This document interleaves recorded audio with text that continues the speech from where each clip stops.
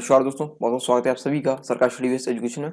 इस लेक्चर में हम कंटिन्यू करेंगे विज्ञान एवं पर्यावरण के अंतर्गत जो टॉपिक हम पढ़ रहे थे, पोषण आहार एवं पोषक तत्व। ये प्रारंभिक परीक्षा का पाठ्यक्रम हम यहाँ पे कर रहे हैं। ठीक है, इसका पार्ट 1 हम कंप्लीट कर चुके हैं और पार्ट 2 इस वीडियो में होने वाला है।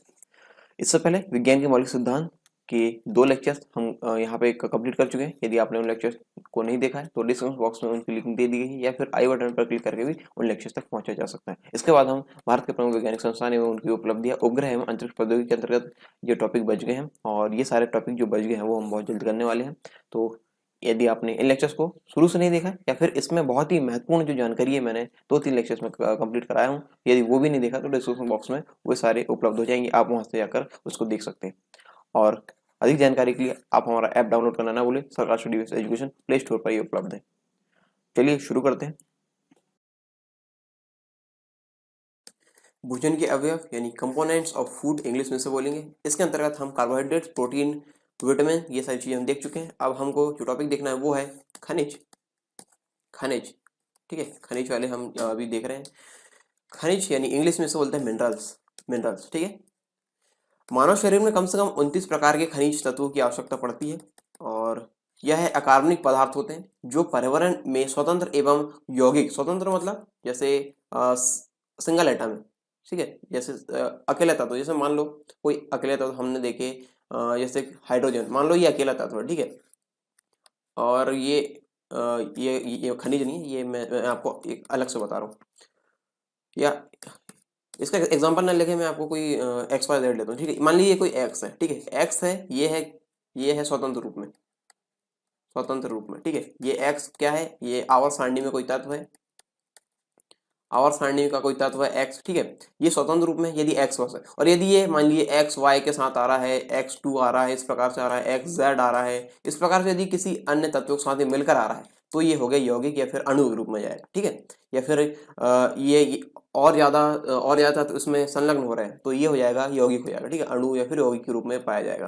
स्वतंत्र यानी सिर्फ अकेला वो हो, और ये यौगिक या फिर अणु मतलब किस कोई अन्य तत्व भी उसके साथ जुड़ा हुआ हो, ठीक है। इस प्रकार ये होता है। जैसे अणु है H2O, ठीक है। और यहाँ पे यदि हम देखें हाइड्रोजन वगैरह है, स्वतंत्र है। ऑक्सीजन अलग से देखें तो ये ऑक्सीजन स्वतंत्र है, हाइड्रोजन स्वतंत्र। इस प्रकार ये निश्चित अनुपात में मिले और ये H2O बनाए तो ये हो गया अणु, ठीक है, जल का एक अणु हो गया। इसी प्रकार से यौगिक भी होते हैं। ये यौगिक में भी जो अन्य प्रकार के तत्व रहते हैं वो मिलकर यौगिक बनते हैं, और ये जो स्वतंत्र तत्व रहते हैं वो मिलकर बनाते हैं यौगिक, ठीक है। इस प्रकार से ये बनते हैं और इस प्रकार से ये पाए जाते हैं, ठीक है। जो पर्यावरण में स्वतंत्र अथवा यौगिक के रूप में पाए जाते हैं ये अकार्बनिक पदार्थ होते हैं। वो मानव शरीर में खनिज उपापचय क्रियाओं को नियंत्रित करते हैं, ठीक है। जैसा कि हमने फर्स्ट लेक्चर में इसको डिस्कस किया था, ये सब मेटाबोलाइट्स है, मेटाबोलाइट्स, ठीक है। मेटाबोलाइट्स जो कि क्या करते हैं, उपापचय क्रियाओं को, यानी जो मेटाबॉलिक एक्टिविटीज है, मेटाबॉलिक एक्टिविटी, उपापचय क्रिया मतलब मेटाबॉलिक एक्टिविटीज, उनको नियंत्रित करते हैं, ठीक है। ये खनिज जो होते हैं इस प्रकार के कार्य करते हैं। और इनके फंक्शन देख लेते हैं। खनिज के कार्य, फंक्शन ऑफ मिनरल्स। ये भोजन के लिए अकार्बनिक अवयव है जो हड्डियों, दांतों तथा रक्त के जमने में सहभागी होते हैं, ठीक है। अकार्बनिक पदार्थ यानी इसमें ये कार्बन वगैरह नहीं होते इसमें, ठीक है, कार्बन की उपस्थिति इसमें नहीं होती, यानी ये हो गया अकार्बनिक पदार्थ। खनिज आयनों द्वारा रासायनिक प्रक्रियाओं में अणुओं को बंधनों के माध्यम से जोड़ने का ये कार्य करते हैं। और खनिज तत्व दिल की धड़कन एवं पेशी संकुचन के लिए आवश्यक होते हैं। और ये कोशिका कला को कोशिका झिल्ली भी कहते हैं, ठीक है, कोशिका झिल्ली। यदि आप इस प्रकार से शब्द आए तो आप कंफ्यूज ना हो, कोशिका झिल्ली। जब कोशिका वाले टॉपिक हमने पढ़े थे तब हमने इसके बारे में सारा चीज पढ़ा था, जो भी इसके फंक्शन होते हैं कि किस प्रकार से होती है, किससे बनती है, ये सारी चीज हमने देखी। तो यहाँ पे जो इसकी पारगम्यता होती है कोशिका कला की या कोशिका झिल्ली की, इसकी पारगम्यता को ये प्रभावित करते हैं खनिज पदार्थ। कुछ खनिज लवण शरीर के अंतः तरल वातावरण में उपयुक्त परासरणीय सांद्रण, पीएच स्तर तथा रुधिर दाब आदि का नियमन करते हैं। किसका नियमन करते हैं, फिर से रिपीट करेंगे। जो कुछ खनिज लवण रहते हैं शरीर के अंदर तरल वातावरण में उपयुक्त परासरणीय सांद्रण, पीएच स्तर, पीएच यानी जो अम्ल क्षार या जो उदासीन वाली कंडीशन रहते हैं उसका जो स्तर रहता है वो यहाँ पे उसको उसका ये नियमन करते हैं। और साथ ही साथ रुधिर दाब, ठीक है, रुधिर दाब, ब्लड प्रेशर वगैरह को भी ये नियमन करते हैं, ठीक है। जो खनिज लवण शरीर के अंदर अंतः तरल वातावरण रहते वो वाले, ठीक है। तो ये कार्य है, हम एक एक करके सभी के बारे में देखने वाले, ठीक है। ये तो इसका जो निचोड़ था, कार्य का क्या करते हैं ये हमने देखा यहाँ पे, और इसके बाद हम एक एक करके एक एक जो खनिज है उसके बारे में हम देखने वाले कि हर खनिज का क्या कार्य है, किस प्रकार से ये किससे मिलेगा, और इसकी कमी से क्या क्या चीज़ें यहाँ पे होगी, ठीक है। कुछ 3-4 पॉइंट्स हैं जो आपको याद रखने हैं सारे में। ये देखिए, मैं आपको लास्ट वाली जो स्लाइड है उसमें वहाँ पे बता दूंगा कि जो जो चीज़ें हैं यहाँ पे हमने पढ़े उनको मैंने कैटेगराइज कर दी हूँ। देखो यहाँ पे खनिज तत्व दिए गए हैं, ठीक है, और दैनिक आवश्यकता कितनी पड़ेगी, इसकी स्रोत क्या है, किससे मिलते हैं, इनका क्या महत्व है, क्या भूमिका निभाते हैं, और इनकी कमी से क्या रोग होते हैं। यहाँ पे मैंने आपको सारा ये लास्ट स्लाइड में दे दिया हूँ, ठीक है। लास्ट स्लाइड का आप जब लेक्चर खत्म होगा तो आपको स्क्रीनशॉट देने का मौका दूंगा मैं। आप वहाँ पे स्क्रीनशॉट लेकर ये सारी चीज़ें वहाँ पे एक क्रिस्प फॉर्म में कर सकते हैं। यदि आप नोट्स बना रहे हैं तो आप इसका स्क्रीनशॉट ले लें, ठीक है। यदि आप डिजिटल फॉर्म नोट्स बना रहे हैं तो आप इसका स्क्रीनशॉट ले सकते हैं, और यदि आप पेन कॉपी में नोट्स बना रहे हैं तो आप इसको इस प्रकार का चार्ट बना लें तो आपको ये बहुत ही आसानी से याद रहेगा, और 2-4 बार इसको रिवाइज कर लेंगे तो ये सारी चीज़ें आपके दिमाग में आ जाएगी, ठीक है। तो हम देखते हैं शुरू से करके एक एक करके एक डीप में पढ़ेंगे इसको। सोडियम के बारे में देखते हैं। सोडियम सामान्यतः कोशिका द्रव्य, ठीक है, कोशिका द्रव्य जो साइटोप्लाज्म होता है, साइटो या सीटोप्लाज्म, ठीक है, सीटोप्लाज्म जो होता है। अब कोशिका वाले टॉपिक में ये सारी चीज़ें हम पढ़े हैं, ठीक है। बार बार ये सारी चीज़ें हम रिवाइज नहीं करेंगे यहाँ पे, क्योंकि यदि यही चीज़ें हम बार बार करते रहेंगे तो हमारा आगे का पोर्शन कैसे होगा। इसलिए आपकी जिम्मेदारी है कि आप ये टॉपिक्स पहले से पढ़ कर रखें, क्योंकि बहुत पहले ये टॉपिक कंप्लीट कराए जा चुके हैं, ठीक है। तो यहाँ पे हम आगे आगे देखेंगे। कोशिका द्रव्य में धनायन यानी पॉजिटिव के रूप में उपस्थित होता है, सोडियम रहता है कोशिका द्रव्य में धनायन के रूप में उपस्थित होता है, और इसका प्रमुख कार्य पेशियों में संकुचन, विद्युत अपघट्य संतुलन, अम्ल क्षार संतुलन, और रक्तदाब नियंत्रण एवं तंत्रिका तंत्र में आवेगों का संचरण आदि में सहायता करना है। इतने सारे कार्य है इसके, ठीक है। ये सारे कार्य आपको याद होने चाहिए। इसका प्रमुख स्रोत है नमक, ठीक है, नमक NaCl, सोडियम क्लोराइड, ठीक है, सोडियम यहाँ से मिलता है इसको, ठीक है, सोडियम ये नमक हो गया।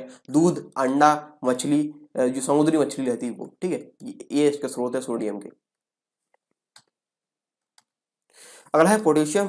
पोटेशियम सोडियम के समान पोटेशियम भी कोशिका द्रव्य यानी साइटोप्लाज्म में धनायन के रूप में उपस्थित होता है, ठीक है। साइटोप्लाज्म में आपको थोड़ा सा एग्जाम बता ही देता हूँ कि यदि आप रिवाइज नहीं किया तो ये देखिए, ये है कोशिका झिल्ली वगैरह, ठीक है, कोशिका झिल्ली वगैरह ये है, और यहाँ पे मान लो केंद्रक है, ठीक है। केंद्रक के बाहर जो द्रव रूप में केंद्रक और कोशिका झिल्ली के बीच में जो द्रव रूप में उपस्थित है उसको बोलेंगे साइटोप्लाज्म। क्या बोलेंगे? साइटोप्लाज्म। तो यहाँ पे उपस्थित होते हैं पोटेशियम, और ये है सोडियम। ये धन आयन वाले जो मामला, ये यहाँ की बात हो रही है, ठीक है, यहाँ की बात हो रही है। आगे समझ में? अब तो क्लियर है? चलिए ठीक है, आगे देखते हैं हम। जो पोटेशियम के समान सोडियम के समान पोटेशियम भी कोशिका द्रव में धनायन के रूप में उपस्थित होता है, जैसे कि हमने बात किया अभी। और पोटेशियम कोशिकाओं में होने वाली अंतः अभिक्रिया में सहायक होता है, जो अंतः अभिक्रिया होती है उसमें सहायक होता है। इसके अतिरिक्त शरीर में जल संतुलन एवं तंत्रिका आवेगों के संचरण का भी एक कार्य करता है। यह सब्जी, केले तथा सेब आदि में पाया जाता है पोटेशियम, ठीक है। इन स्रोतों से इसको प्राप्त किया जा सकता है। अगला है कैल्शियम। कैल्शियम विटामिन डी की उपस्थिति में, इसके पहले लेक्चर में विटामिन के बारे में पढ़ चुके हैं। विटामिन डी किस प्रकार से बनता है, ये सारी चीज़ें हम देखे थे। सूर्य के प्रकाश की उपस्थिति में ये सारी चीज़ें यहाँ पे बनती है।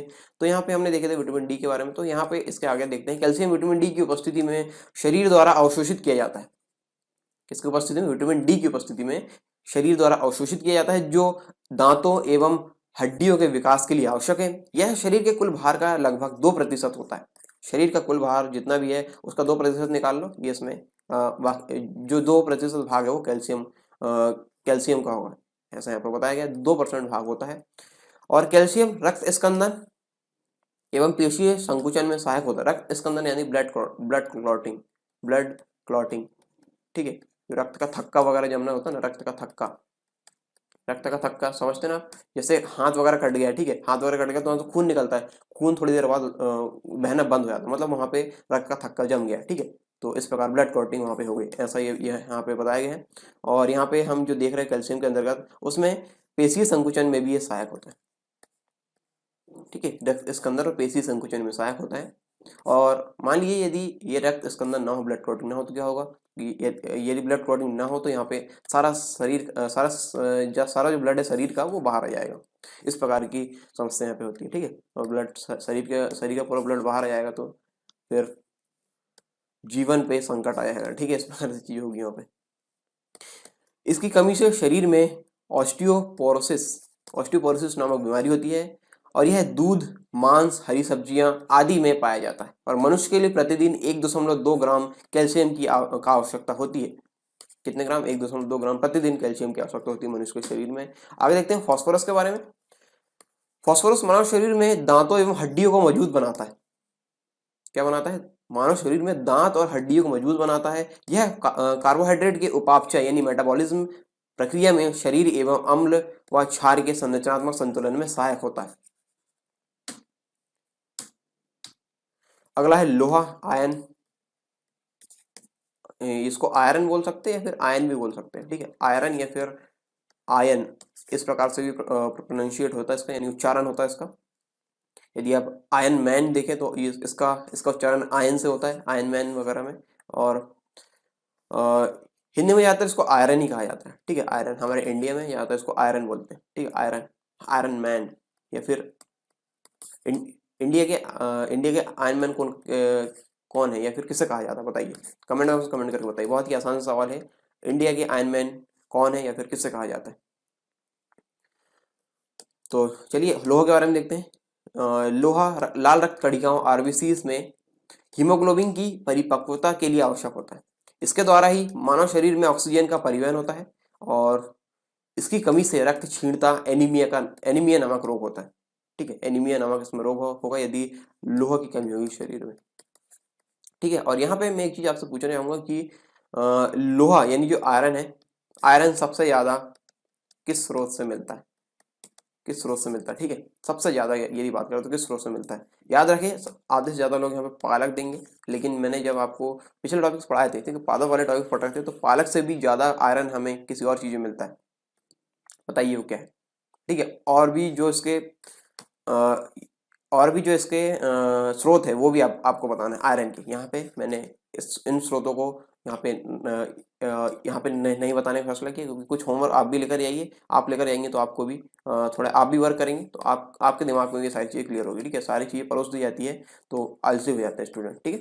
स्टूडेंट हो या फिर कोई भी मनुष्य हो, यदि सारी चीज़ें परोस दी जाती है तो वहाँ पे आलसी हो जाता है। यदि आपको आपका अटेंशन ग्रैब करना है तो आपको इस तरीके के टास्क देना आवश्यक है। आपका जो अटेंशन है वो यदि यहाँ पर रहे और आप बाद में से रिवाइज कर सके या फिर बाद में जब भी आपको उसकी जरूरत पड़े तब आपके पास ये होगा, ठीक है। यदि आपने ये होमवर्क कर लिया तो, नहीं किया तो जैसा अभी नहीं है बाद में भी नहीं होगा, ठीक है। तो इस प्रकार से ये होगा। और रक्त की कमी से दृश्यता का कम कम हो जाना, चक्कर आना, भूख न लगना आदि लक्षण प्रकट होते हैं, ठीक है। और जिस प्रकार से इस भूख न लगना, इस प्रकार चीज़ें होती है और ये कुछ रोग वगैरह हो गया बताते हैं, ठीक है। बॉलीवुड में जैसा बताते हैं ना, उस प्रकार की चीज़ें नहीं है ये। उसको आयरन की कमी हो गई है। किसकी कमी हो गई? आयरन की कमी। आप समझ गए मैं किस ओर इशारा कर रहा हूँ, ठीक है। तो बालकों और महिलाओं में अधिकांशतः लौह तत्व की कमी होती है और जिससे शरीर में थकावट का अनुभव होता है। आयरन की कमी होगी तो थकावट का अनुभव यहाँ पे होता है। बालक और जो बालक और यानी जो बेबीज रहते हैं और जो महिलाएं रहती है उनमें। अगला देखते हैं आयोडीन।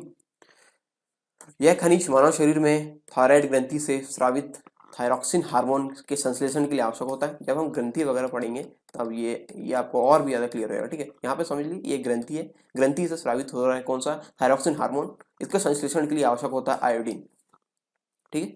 और थायराइड की अल्प क्रियाशीलता से थायरॉक्सिन की कमी हो जाती है और घेंगा घेंगा नामक रोग होता है। इस रोग में वृद्धि से तंत्रिका तंत्र पर प्रभाव पड़ता है। जो तंत्रिका तंत्र होता है हमारा, उसमें ये प्रभाव पड़ता है। और इसके प्रमुख स्रोत दूध, अंडे, मांस, समुद्री भोजन आदि है, ठीक है। आयोडीन की कमी इससे पूरी की जा सकती है, ये इसके स्रोत है। अगला है रेशे, यानी इंग्लिश में बोलते हैं फाइबर्स। रेशा मानव भोजन का एक प्रमुख भोज्य पदार्थ है जो पाचन क्रिया में सहायता करता है। किसमें सहायता करता है? पाचन क्रिया में। इसके द्वारा किसी प्रकार के ऊर्जा प्रदान करने वाले आहार की प्राप्ति नहीं होती है। यद्यपि यह आहार नाल जो एलिमेंट्री केनाल होती है, आहार नाल होती है, हमारे शरीर में आहार नाल होती है, ठीक है, जहाँ से भोजन होकर जाता है। ये मुख से ये कनेक्ट होती है, आहार नाल, ठीक है। ये इस प्रकार ये भोजन जाता है। ये हम जब डाइजेस्टिव सिस्टम पढ़ेंगे तब वहाँ पे आहार नाल के बारे में और डिस्कस करेंगे। यहाँ पे आप समझ लीजिए कि आहार नाल क्या होती है, जिससे होकर भोजन जाता है, ठीक है। भोजन हमारे पेट में आता है, तो ये है आहार नाल, ठीक है। तो ये आहार नाल की शुद्धता में योगदान देते हैं। इसमें जल को अवशोषित करने की विशेष क्षमता होती है। किसको अवशोषित करने की? जल को अवशोषित करने की विशेष क्षमता इसमें होती है फाइबर्स में, जिनके फलस्वरूप मल में जल की पर्याप्त मात्रा बनी रहती है एवं कब्ज की समस्या उत्पन्न नहीं होती। कब्ज की समस्या उत्पन्न इसमें नहीं होगी, ठीक है। कब्ज वगैरह बनती है ना, कब्ज की समस्या इसमें उत्पन्न नहीं होगी। जैसे वो आता ना, एक ऐड आता, हमने देखा होंगे, राजू श्रीवास्तव का, पेट सफा कुछ ऐसा है ना, पेट सफा, पेट सफा ऐसा कुछ प्रोडक्ट है वहाँ पे एक, आपने देखा होगा, पेट सफा तो हर रोग दफा इस प्रकार से ऐड करते हैं राजू श्रीवास्तव जी। तो इस प्रकार यदि फाइबर्स आप शरीर में लेंगे तो इस प्रकार की समस्या नहीं आएगी। पेट सफा टाइप के जो प्रोडक्ट है, मैं पर्टिकुलर ऐसा नहीं बोल रहा हूँ, लेकिन इस प्रकार का जो प्रोडक्ट है वो आपको लेने की आवश्यकता नहीं पड़ेगी, ठीक है, यदि आप इस प्रकार से पोषण लेते हैं तो, ठीक है। पृथ्वी पर आंतरिक मात्रा में प्राप्त होने वाला रेशा बायोपॉलीमर और पॉलीसेकेराइड है, और संगठन के आधार पर रेशे को दो भागों में विभाजित किया जाता है। संगठन के आधार पर कितने भागों में विभाजित किया जाता है? दो भागों में। और ये पृथ्वी पर सर्वाधिक प्राप्त होने वाला रेशा कौन सा है? बायोपॉलीमर और पॉलीसेकेराइड है। बायोपॉलीमर और पॉलीसेकेराइड है। और यहाँ पे देखते हैं दो प्रकार में यहाँ पे विभाजित किया गया है। जल में घुलनशील रेशे वाटर सोल्यूबल फाइबर्स, पैक्टिन, गम व ये है म्यूसिलेस, ये जल में घुलनशील रेशे यानी वाटर सोल्यूबल फाइबर्स है। और जल में अघुलनशील रेशे यानी वाटर इनसोल्यूबल फाइबर्स के बारे में बात करें तो सेल्यूलोज है, हेमीसेल्यूलोज है और लिग्निन है। लिग्निन, ठीक है, लिग्निन। ये सारी चीजें हम पादप से संबंधित चीजों में हम पढ़ चुके हैं, ठीक है। तो ये बताने की आवश्यकता नहीं है लिग्निन वगैरह क्या है, सेल्यूलोज वगैरह क्या है, ये आप अच्छे से जानते हैं।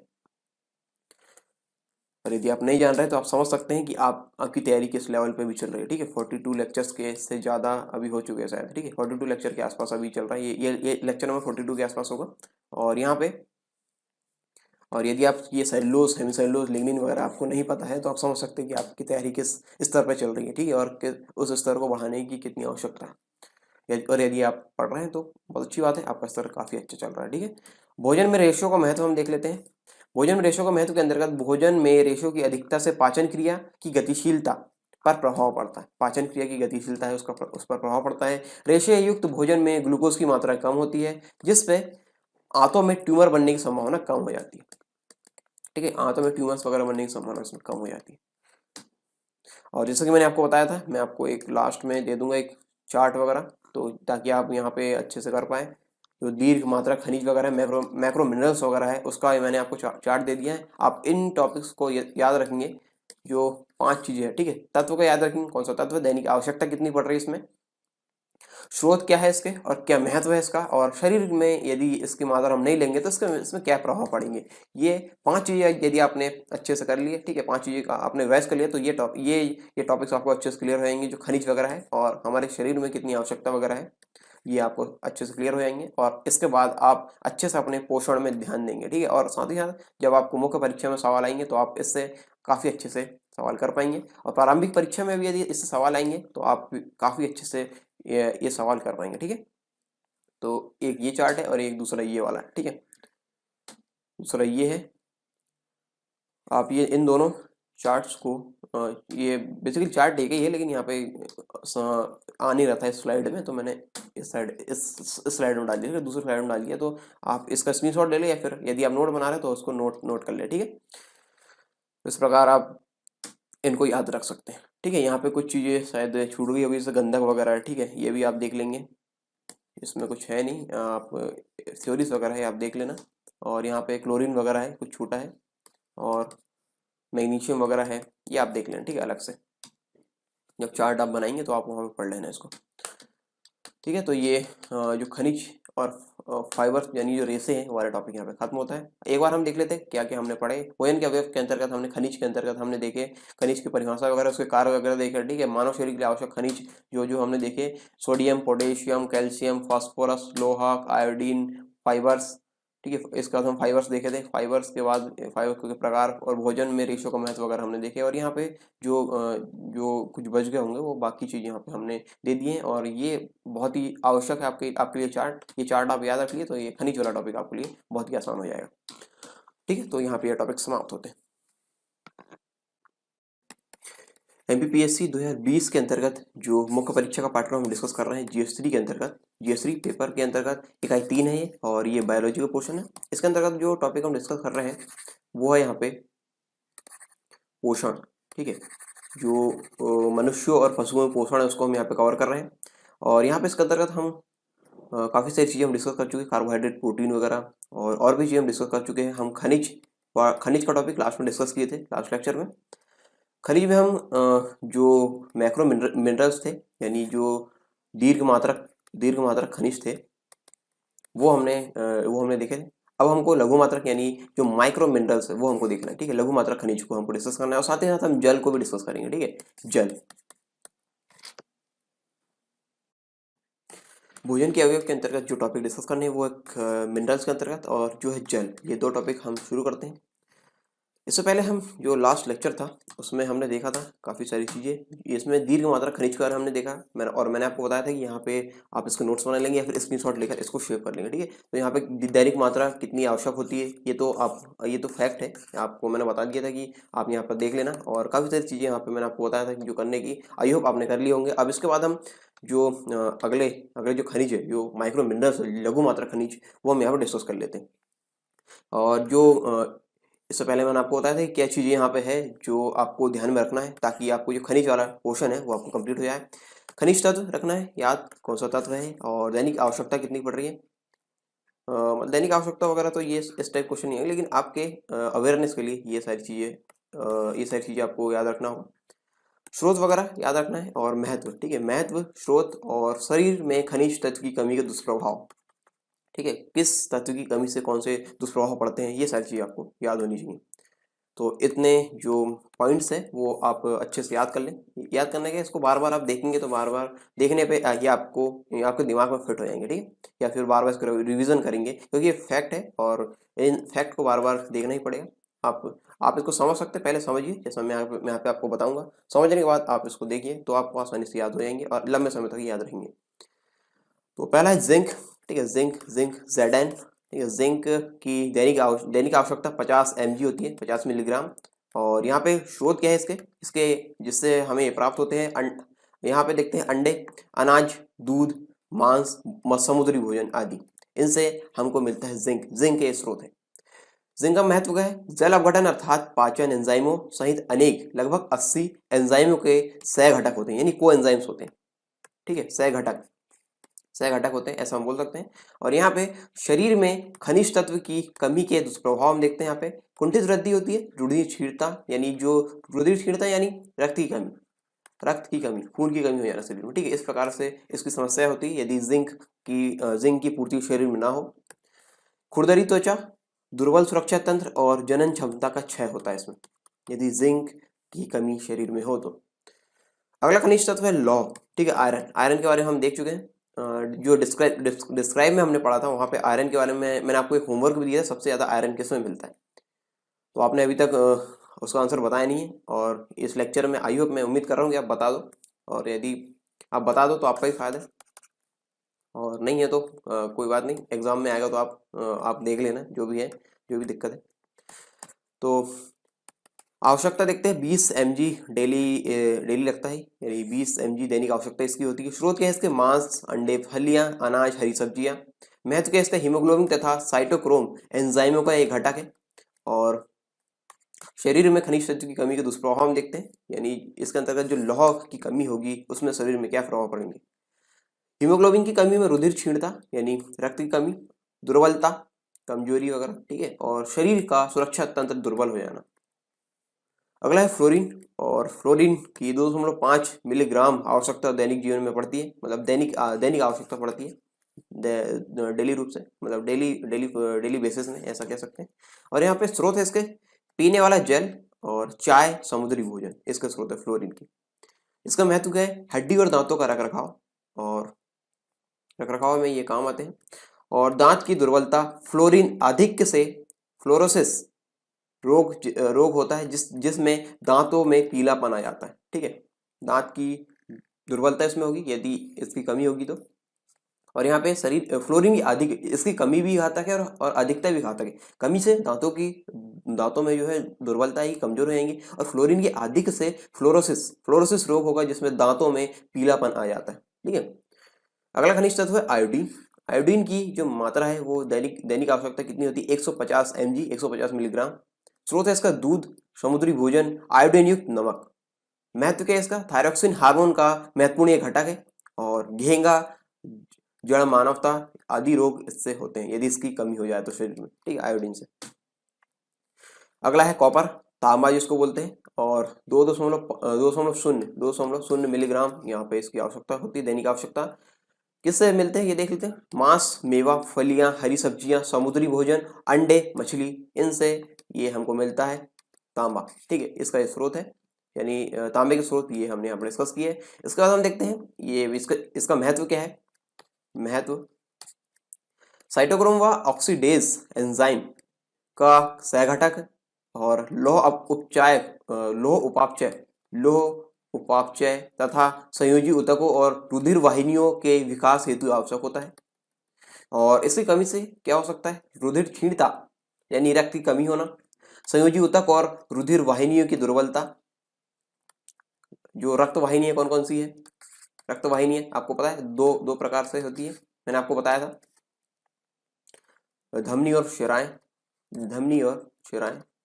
ठीक है, और किस में कौन सा खून रहता है और कौन सी कहाँ जाती है, ये मैंने आपको लास्ट लेक्चर में बताया था। लास्ट मतलब पिछले प्रीवियस लेक्चर आप देख सकते हैं। और यदि आपको आप इसका रिवीजन करना चाहते हो तो प्रीवियस लेक्चर की लिंक आपको यहाँ मिल जाएगी, कहाँ पे? आई बटन पर क्लिक करके इसके जो इससे संबंधित जो लेक्चर हमने लिए हैं वो आपको दिख जाएंगे। और इसके बाद जब हम यहाँ पढ़ेंगे हार्ट के बारे में पढ़ेंगे। ठीक है, हार्ट, हृदय, मानव हृदय के बारे में हम जब यहाँ देखेंगे तो उसके बारे में तो वहां पे ये इन सारी चीजों के बारे में और भी आपको डिस्कस में मिल जाएगा। ठीक है,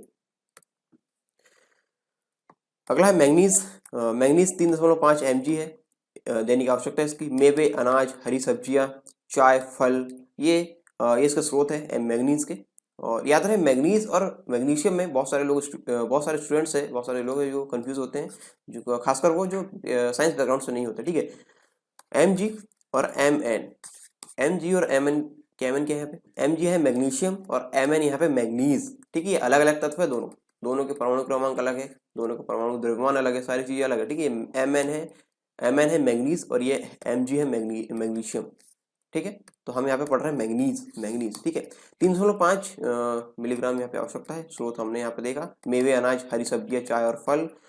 इसका महत्व क्या है? यूरिया संश्लेषण तथा फॉस्फेट समूह के स्थानांतरण से संबंधित अभिक्रियाओं के कुछ एंजाइमों का सहघटक ये होता है। और इसकी कमी से क्या रोग हो सकते हैं? उपास्थि, अस्थि तथा संयोजी ऊतकों की वृद्धि में अनियमितता। ठीक है, अगला है कोबाल्ट। कोबाल्ट का कोबाल्ट को हम CO से दर्शाते हैं, कोबाल्ट। और इसकी मात्रा यहाँ पे डिफाइन नहीं की गई है। और इसके स्रोत है यहाँ पे दूध, पनीर, मांस। विटामिन B12 का महत्वपूर्ण एक घटक है। आपसे सवाल है कि विटामिन B12 का रासायनिक नाम क्या है, बताइए। विटामिन B12 का रासायनिक नाम बताइए। ये क्वेश्चन जो मैं पूछता हूँ ना, इससे आपके जो रिवीजन है वो वाला पोर्शन कंप्लीट होता है। ठीक है, क्योंकि आप सारी चीजें पढ़ लेंगे, पढ़ने से सिर्फ कुछ नहीं होता, आपको रिवीजन करना आवश्यक होता है। जब आप एग्जाम में जाएंगे तो आपका रिवीजन ही आपके काम आएगा। ठीक है, जब जितने जल्दी, जैसे मान लो ये आपका दिमाग है और यहाँ आप एग्जाम हॉल में बैठे हुए। ठीक है, एग्जाम हॉल वगैरह में यहाँ बैठे हुए, हालांकि इतना दूर दिमाग रहता नहीं है, पर ये क्वेश्चन समझ लीजिए, ये क्वेश्चन पेपर यहाँ से क्वेश्चन आया और यहाँ पे गया। ठीक है, क्वेश्चन पेपर आपके दिमाग में गया, यहाँ पे बहुत सारी इन्फॉर्मेशन पड़ी है। ठीक है, आपका माइंड है, इन्फॉर्मेशन पड़ी है, ये क्वेश्चन पेपर है, यहाँ पे बहुत सारी इन्फॉर्मेशन पड़ी है। यहाँ से इन्फॉर्मेशन जब निकलेगी तो उसमें कितना टाइम लग रहा है वो डिपेंड करता है आपके रिविजन पे।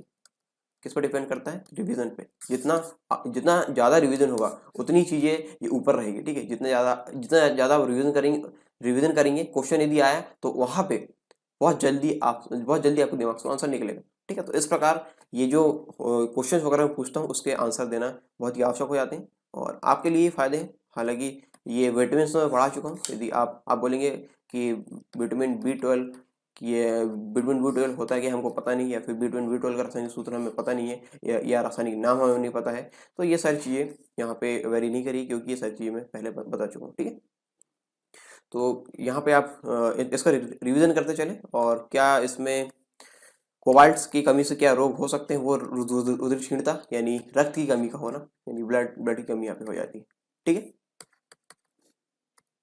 एक और होमवर्क मैं आपको देता हूँ। ठीक है, यहाँ पे देखो, ये उपास्थि मैंने बताया, उपास्थि, उपास्थि को सरल भाषा में क्या बोलेंगे, सरल भाषा में क्या बोलेंगे, ये मैं पढ़ा चुका हूँ। ठीक है, प्रीवियस लेक्चर में हम पढ़ चुके हैं उपास्थि वगैरह। ठीक है, उपास्थि वगैरह हम पढ़ चुके हैं। याद करो जब हम जीवों के वर्गीकरण जब पढ़ रहे थे ना, जीवों का वर्गीकरण, उन वाले लेक्चर्स में देखें। इतना तो मैंने बता दिया। ठीक है, कि कहाँ से आपको रिवाइज करना है। तो उपास्थि वगैरह, उपास्थि क्या है, इसका सरल रूप मुझे बताइए। जानना चाहूँगा कमेंट बॉक्स में। अपनी सहभागिता बढ़ाइए, इससे 1-to-1 इंटरेक्शन बना रहता है, और काफ़ी सारे जो जो चीज़ें रहती है वो एक दूसरे से शेयर होती हैं, और एक लिंक बनी रहती है। ठीक है, यहाँ पे कई स्टूडेंट्स आते हैं, देख के चले जाते हैं कि मतलब डेली यहाँ पे बहुत सारे व्यूज़ आते हैं, लेकिन वो अपने कोई प्रतिक्रिया नहीं देते। बहुत ही कम जो स्टूडेंट हैं वो क्वेश्चन का आंसर दे रहे हैं, और प्रतिक्रिया तो देते हैं, लेकिन क्वेश्चन का आंसर यहाँ पे अभी नहीं दे रहे। तो आप क्वेश्चन का आंसर दीजिए, क्वेश्चन के आंसर से आपको ही मजा आएगा। ठीक है, एक बार आप देना शुरू कीजिए, सही हो गलत हो उसके वो मैटर नहीं करता, लेकिन आप उसमें पार्टिसिपेट कर रहे हैं, ये मैटर करता है। ठीक है, तो ये हो गए यहाँ पे कौन से, लघु मात्रा खनिज यानी माइक्रो मिनरल्स हो गए। और इससे पहले हम डिस्कस कर चुके हैं मैक्रो मिनरल्स। तो दोनों का आप एक साथ नोट्स बना लीजिए, दोनों को कंपेयर करके देखिए कि इसमें कितने तत्व है, इसमें कितने तत्व है, या कितने खनिज है दोनों में, और क्या इसके किसी कमी से क्या रोग हो रहे हैं, और क्या स्रोत है इसका, क्या महत्व है इसका, ये सारी चीज़ें आप देख सकते हैं। ठीक है, तो ये आप इसका स्क्रीनशॉट ले लीजिए, और इस वाले स्लाइड का स्क्रीनशॉट आप ले लीजिए। ठीक है, तो ये खनिज के टॉपिक यहाँ पे खत्म हो रहे हैं, और माइक्रो और मैक्रो दोनों मिनरल्स हम पढ़ चुके हैं, यानी लघु मात्रा और दीर्घ मात्रा खनिज दोनों हम डिस्कस कर चुके हैं। ठीक है, तो अब हम यहाँ पे देख लेते हैं, कुछ रह गया है, एक मिनट सॉरी, ये तीन तत्व रहेगा। ठीक है, यहाँ कोबाल्ट तक हो गया, चलिए कोई दिक्कत नहीं, ये तीन थोड़ा सा रहेगा, मैं आपको बता देता हूँ। इसके बाद हम पढ़ेंगे जल और जल के कार्य, ठीक है, जल और जल के कार्य हम देख लेते हैं। ये तीन रह गए, सेलेनियम, क्रोमियम और मोलिब्डेनम। 70 mg है, और 120 mg, 150 mg इनकी दैनिक आवश्यकता होती है। और इसके स्रोत हम देख लेते हैं, सेलेनियम का मांस, अनाज, अंडे, समुद्री भोजन।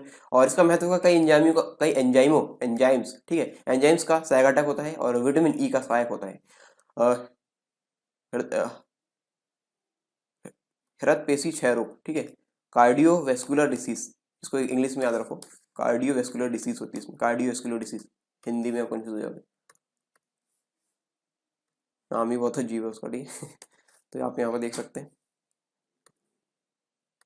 और अगला है 120 mg ईस्ट, समुद्री भोजन, मांस, सब्जियां, ग्लूकोज तथा उपापचय में महत्वपूर्ण है ये। और ग्लूकोज उपापचय तथा ऊर्जा उत्पादन की गड़बड़ियाँ इससे संबंधित, यदि ये इसकी कमी हो तो इस तरीके के रोग यहाँ पे होते हैं। ठीक है, इस तरीके की गड़बड़ियाँ यहाँ पे होती है, ये माना जा सकता है। ठीक है, मोलिब्डेनम एमओ 150 mg इसकी दैनिक आवश्यकता है। और अनाज, फलियां, कुछ सब्जियों में ये मिलता है। कुछ एंजाइम्स का ये सहायक घटक है, और नाइट्रोजनी पदार्थों के उत्सर्जन में में अनियमितता होती है, यदि इसकी कमी होती है तो। ठीक है, मोलिब्डेनम की। तो अब अगला है जल जीवन की उत्पत्ति एवं विकास के लिए अत्यंत आवश्यक है। जीवन की उत्पत्ति और किसके लिए, विकास के लिए बहुत ही आवश्यक है। मानव शरीर के कुल भार का 65% भाग जल का होता है। कितना प्रतिशत भाग, 65% भाग जल से बना होता है, जो सभी ऊतकों एवं कोशिकाओं में अलग अलग मात्रा में पाया जाता है। सभी जो कोशिकाएं हैं, कोशिका और ऊतक में अलग अलग मात्रा में पाया जाएगा। जल के कारण देख लेते हैं, फंक्शंस ऑफ वाटर या work of water, functions of water या जल के कार्य हिंदी में से बोलेंगे। जल भोजन में उपस्थित पोषकों को अवशोषित करने में सहायता करता है। देखिए, जब हम डिस्कस कर रहे थे वहाँ पे पोषण वगैरह किस प्रकार से लेते हैं, स्वपोषी परपोषी वाले उस टाइप के टॉपिक जब हम डिस्कस कर रहे थे, तो यहाँ पे हमने देखा था पहले होता है पाचन, ठीक है, पाचन, अवशोषण, स्वांगीकरण, इस प्रकार की चीज़ें हमने डिस्कस की थी, ठीक है। ये हालांकि हम जब पाचन वाला जो पाचन सिस्टम यानी पाचन तंत्र जो हम पढ़ेंगे तब ये सारी चीज़ें आपको और भी डिस्क्राइब मिलेगी, लेकिन यहाँ पे एक छोटा सा इंट्रो मैंने आपको दिया ताकि आप समझ पाए, ठीक है। तो यहाँ पे पहले जो भी हम भोजन लेते हैं, ठीक है, भोजन भोजन का होता है पाचन, ठीक है, आहार नाल वगैरह से अंदर गया, उसके बाद की प्रक्रिया मैं बता रहा हूँ, ठीक है। मुख से लिए भोजन, आहार नाल अंदर गया, फिर पाचन में क्या होता है, पाचन में ये जो भोजन लिए हमने वो रहता है जटिल रूप में, ठीक है, जटिल रूप से टूटता है सरल रूप में। किस किस रूप में टूटता है, सरल रूप में, ठीक है, इस प्रकार ये टूटता है। और यहाँ पे जैसे प्रोटीन है, जब जटिल रूप क्या है, सरल रूप क्या है, ये मैं आपको मैं आपको बताऊँ, जैसे प्रोटीन वगैरह, ठीक, आपने दाल वगैरह खाया, ठीक है, दाल वगैरह खाया तो उसमें आपको प्रोटीन मिला, प्रोटीन टूटता है किसमें, अमीनो अम्ल में, अमीनो अम्ल में, ठीक है, एमिनो एसिड्स में टूटता है। तो ये प्रोटीन हो गया इसका जटिल रूप, और ये अमीनो अम्ल हो गया इसका सरल रूप। तो यहाँ पे देखिए पाचन में होता है क्या, जो जटिल भोज्य पदार्थ रहता है वो सरल भोज्य पदार्थ में टूटता है, और इसके बाद इसका अवशोषण होना आवश्यक है। जैसे दस्त वाली कंडीशन में आप देखेंगे कि दस्त में जब बॉडी में दस्त लगे होते हैं तो यहाँ पे जो हमने भोजन लिए तो वो डायरेक्ट बाहर निकल जाता है, ठीक है, उसका अवशोषण नहीं होता, मतलब उसमें जो पोषक तत्व उसका अवशोषण नहीं होता, तो उसका अवशोषण होना बहुत ही आवश्यक है। तो इस वाली कंडीशन में उसको एब्जॉर्ब वगैरह की जो होना है वो आवश्यक है, और एब्जॉर्ब के लिए यहाँ पे काम आता है क्या, जल, ठीक है। तो यहाँ पे क्या दिया, फंक्शन ऑफ वर्क, ये देखो इतनी सारी पिक्चर बताने का मेरा मतलब ये है कि ये इस लाइन का जो अर्थ हो आपको समझ में आए। जल भोजन में उपस्थित पोषकों को अवशोषित करने में सहायता करता है, क्या करता है, सहायता, इस वाली प्रोसेस में ये सहायता करता है, अवशोषण वाली प्रोसेस में, ठीक है, आगे समझ में। तो ये अवशोषण की प्रक्रिया, स्वांगीकरण आप जानते हैं, इतना बैकग्राउंड काफी है। तो अवशोषण में ये काफी सहायता करता है, और लार, पाचक रस, रक्त, मलमूत्र आदि को तरलता प्रदान करने में, तरलता यानी जो लिक्विड फॉर्म है प्रदान करने के साथ शरीर के तापमान नियंत्रण में जल सहायक होता है, ठीक है, इतने सारी जगह पे जल सहायक होता है। एक सामान्य स्वस्थ व्यक्ति को प्रतिदिन 5 से 6 गिलास जल की मूलभूत आवश्यकता होती है, और 6 माह के शिशुओं को जल नहीं पिलाया जाता है। 6 माह के शिशु जो रहते हैं उनको जल नहीं पिलाया जाता, क्योंकि उनके शरीर में होने वाली जल की कमी माँ के दूध से पूर्ण होती है, और वयस्कों की अपेक्षा शिशुओं के वृक्क यानी जो किडनीज है अपरिपक्व मैच्योर होते हैं, और जिससे ये जल में घुलनशील तत्वों का उत्सर्जन नहीं करते, ठीक है। तो ये जल से संबंधित जो जल के कार्य थे वो हमने देखे, बहुत ही डिस्क्राइब फॉर्म में हमने देखे, बहुत ही अच्छे से आपको मैंने समझाया यहाँ पे। और देख लेते हैं हमने क्या क्या डिस्कस की है भोजन के अवयव के अंतर्गत। खनिज में लघु मात्रक खनिज हमने देखे एक एक करके, और इसको इंग्लिश में बोलेंगे माइक्रो मिनरल्स, ठीक है, माइक्रो मिनरल्स वगैरह हमने यहाँ पे देखे, और जल के बारे में देखे, और जल के कार्य हमने यहाँ पे देखे, ठीक है। तो बहुत ही इंपॉर्टेंट टॉपिक है, डायरेक्ट इनसे क्वेश्चन आते हैं, और इनसे प्रीलिम्स में भी क्वेश्चन बन सकते हैं। प्रीलिम्स में ज़्यादातर ये पूछेंगे बताइए इसकी कमी से क्या होगा, या फिर इसके स्रोत क्या है, मतलब इस प्रकार की चीज़ें वहाँ पर पूछी जा सकते हैं, ठीक है। तो और ये महत्व वगैरह से संबंधित क्वेश्चन भी आ सकते हैं। तो आई होप ये लेक्चर आपको समझ में आ गया होगा, और ये लेक्चर हम यहाँ पे ख़त्म करते हैं। MPPSC 2020 के अंतर्गत जो मुख्य परीक्षा का पाठ्यक्रम हम कंप्लीट कर रहे हैं उसके अंतर्गत ये GS3 के पोर्शन में हम इकाई 3 हम देख रहे हैं। इकाई 3 है जीव विज्ञान संबंधित, और जीव विज्ञान संबंधित जो टॉपिक हम अभी डिस्कस करने वाले हैं वो है संतुलित आहार, ठीक है, बैलेंस्ड डाइट, इंग्लिश में से बोलेंगे बैलेंस्ड डाइट, ठीक है, बैलेंस्ड डाइट, ये हम डिस्कस करने वाले हैं। संतुलित आहार यानी बैलेंस्ड डाइट जो टॉपिक है शुरू करते हैं, ठीक है। इससे पहले हम जो डिस्कस किए हैं, जो डिस्कस करते हैं इसमें भोजन के अवयव के अंतर्गत कार्बोहाइड्रेट, प्रोटीन, वसा, विटामिन, खनिज, रेशे और जल, ये हम एक सीमित मात्रा में या फिर संतुलित मात्रा में बोल सकते हैं, ठीक है, संतुलित मात्रा में इसे लेते हैं। तो ये इसी के अंतर्गत ये आगे टॉपिक है संतुलित आहार, और एक रहता है असंतुलित आहार, ठीक है। इन्हीं चीज़ों को हम यदि असंतुलित तरीके से लेते हैं, या तो कम लेते हैं या तो ज़्यादा लेते हैं, तो वो कंडीशन में हम यहाँ पे देखने वाले हैं, ठीक है। तो क्या क्या चीज़ें यहाँ पे होती है, कमी में क्या क्या समस्या आती है, और अधिकतम में क्या समस्या आती है, और संतुलित आहार हमें किस प्रकार आवश्यक है, और किस में किस भोजन मतलब किस प्रकार के भोजन को खाने में कितना हमें पोषण मिलता है, ये सारी चीज़ हम यहाँ पे देखेंगे अभी। तो संतुलित आहार को शुरू करते हैं। सबसे पहले इसकी परिभाषा देखेंगे क्या होती है। ऐसा भोजन जो मानव शरीर की वृद्धि और स्वस्थ रखने के लिए आवश्यक होता है। ऐसा भोजन जो मानव शरीर यानी आपके और हमारे शरीर की वृद्धि और स्वस्थ रखने के लिए आवश्यक होता है, ये होता है संतुलित आहार।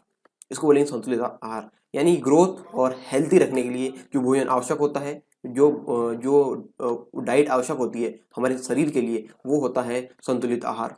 ठीक है, एक वयस्क व्यक्ति को भोजन में प्रतिदिन 3000 से लेके 3500 कैलोरी ऊर्जा की आवश्यकता होती है। वयस्क, ठीक है, वयस्क आप समझ रहे हैं, वयस्क 18 वर्ष से अधिक जो व्यक्ति है, आप यदि सिविल सर्विसेज की तैयारी कर रहे हैं तो आई होप आप 18 के हो गए होंगे या भी नहीं भी हुए होंगे, तो आप समझ रहे हैं कि कौन वयस्क यहाँ पे हो सकते हैं। तो इन व्यक्तियों को भोजन में प्रतिदिन 3000 से लेकर 3500 कैलोरी ऊर्जा की आवश्यकता होती है। कैलोरी इसका मात्रक होता है। ठीक है, ये मात्रक वगैरह हम बहुत पहले पढ़ चुके हैं। आई होप आप ये मात्रक वगैरह में कंफ्यूज नहीं होंगे। ऊर्जा को हम कैलोरी में मापते हैं, तो 3000 से 3500 कैलोरी ऊर्जा की आवश्यकता यहाँ पे होती है। आहार में खनिज पदार्थ की दैनिक आवश्यकता के अनुसार यहाँ पे देखते हैं मिलीग्राम में है। ये चार्ट जो दिया है यहाँ पे जो मात्रा है वो मिलीग्राम में, एमजी में। और यहाँ पे हम देखते हैं सामान्य पुरुष, सामान्य महिला और गर्भवती महिला के अंतर्गत जो दैनिक आवश्यकता है कैल्शियम और आयरन के संदर्भ में ये कितनी कितनी पड़ती है। सामान्य पुरुष में 24 मिलीग्राम आवश्यकता होती है आयरन की और 450 मिलीग्राम कैल्शियम की आवश्यकता होती है। सामान्य महिला के शरीर को 32 मिलीग्राम आयरन की आवश्यकता होती है और 450 मिलीग्राम जो कैल्शियम है उसकी आवश्यकता होती है।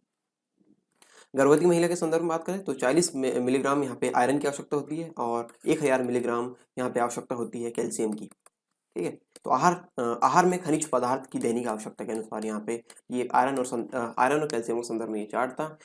आगे हम देखते हैं कार्य अनुसार ऊर्जा की आवश्यकता, कि कार्य के अनुसार, ठीक, किस प्रकार का कार्य आप करते हैं उसके अनुसार ऊर्जा की आवश्यकता कितनी होती है।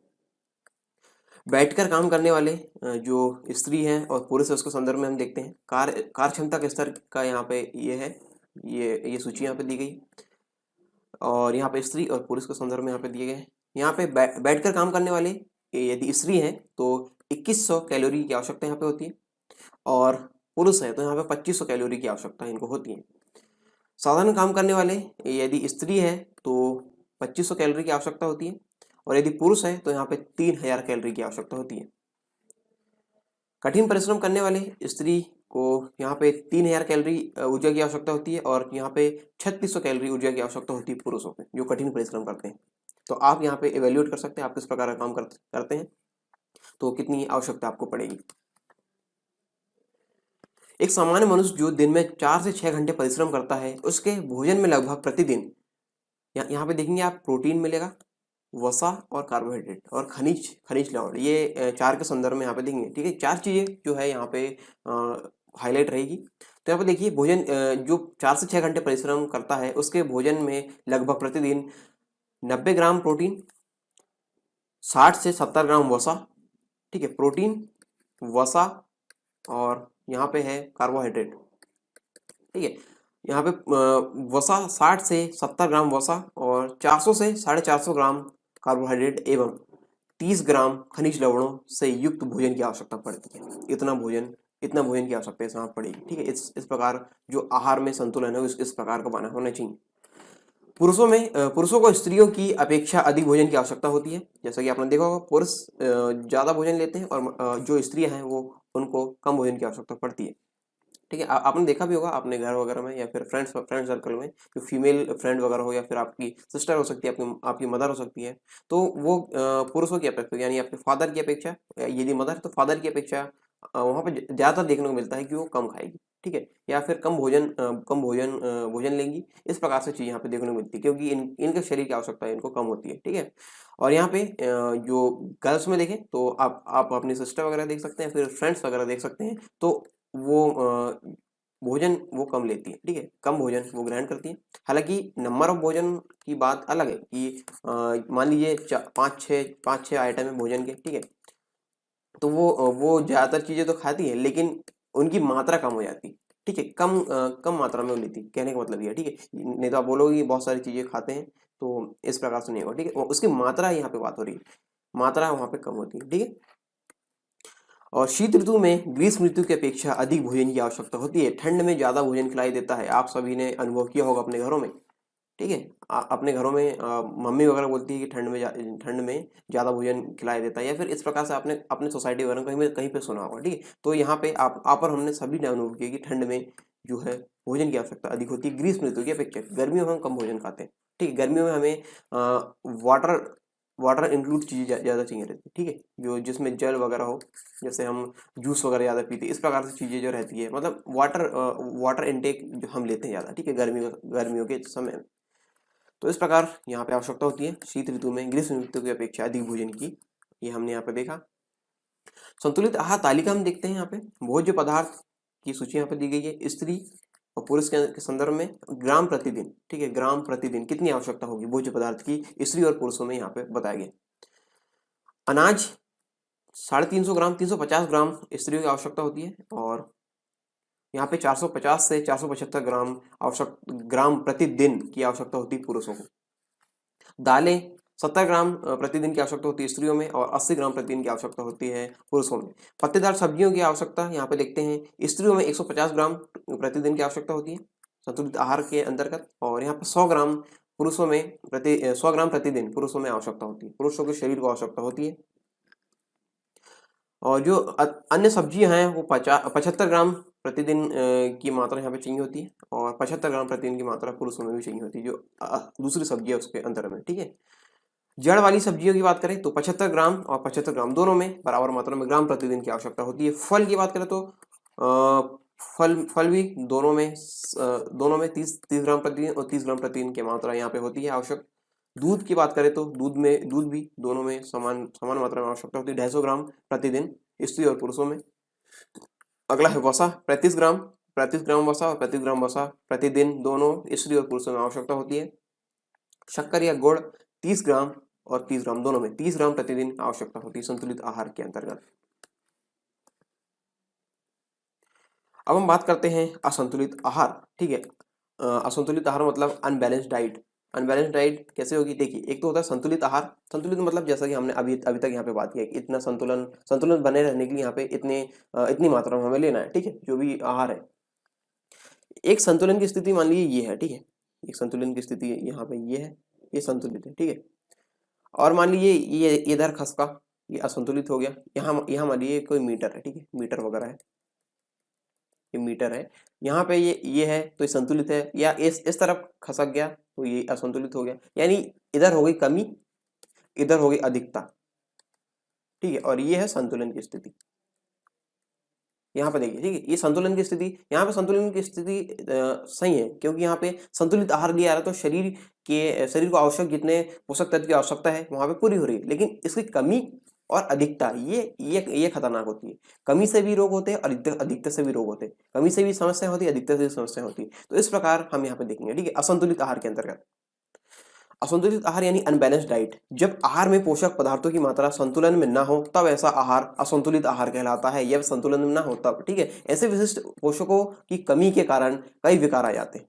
ऐसे में विशिष्ट पोषकों की कमी के कारण कई विकार आ जाते हैं। यहाँ पे हम देखते हैं कुपोषण, मेल न्यूट्रिशन, कुपोषण। ठीक है, मेल न्यूट्रिशन। यदि आप सिविल सर्विसेज की तैयारी कर रहे हैं और ये लेक्चर देख रहे हैं तो निश्चित ही आप सिविल सर्विसेज या फिर किसी भी कॉम्पिटेटिव एग्जाम की तैयारी कर रहे हैं, तो यहाँ पे आप बताइए कि ग्लोबल हंगर इंडेक्स में, ये सवाल है आपके लिए, ग्लोबल हंगर इंडेक्स में भारत की स्थिति क्या है। ग्लोबल हंगर इंडेक्स में भारत की स्थिति क्या है, और इससे किसके द्वारा किसके द्वारा जारी किया जाता है, किसके द्वारा पब्लिश किया जाता है, ये बताइए। ठीक है, ये दो सवाल आपके लिए बहुत ही इंपॉर्टेंट है, और ये आप पढ़ते भी होंगे। आप अपने जो करंट अफेयर्स वाले पोर्शन है वहां पे आपने कंप्लीट किया होगा इसको। ठीक है, तो बहुत ही आसान सा सवाल है, आप बताइए। तो जानेंगे हम कुपोषण के बारे में। पोषण संबंधी आवश्यकताओं की पूर्ति के लिए भोज्य पदार्थों की आवश्यकता होती है। ठीक है, भोज्य पदार्थ की आवश्यकता होगी किसके लिए, पोषण संबंधी आवश्यकता की पूर्ति के लिए। यदि ये आहार उचित मात्रा में अनुपस्थित हो, उचित मात्रा में नहीं हो, तब ऐसी स्थिति कुपोषण कहलाती है।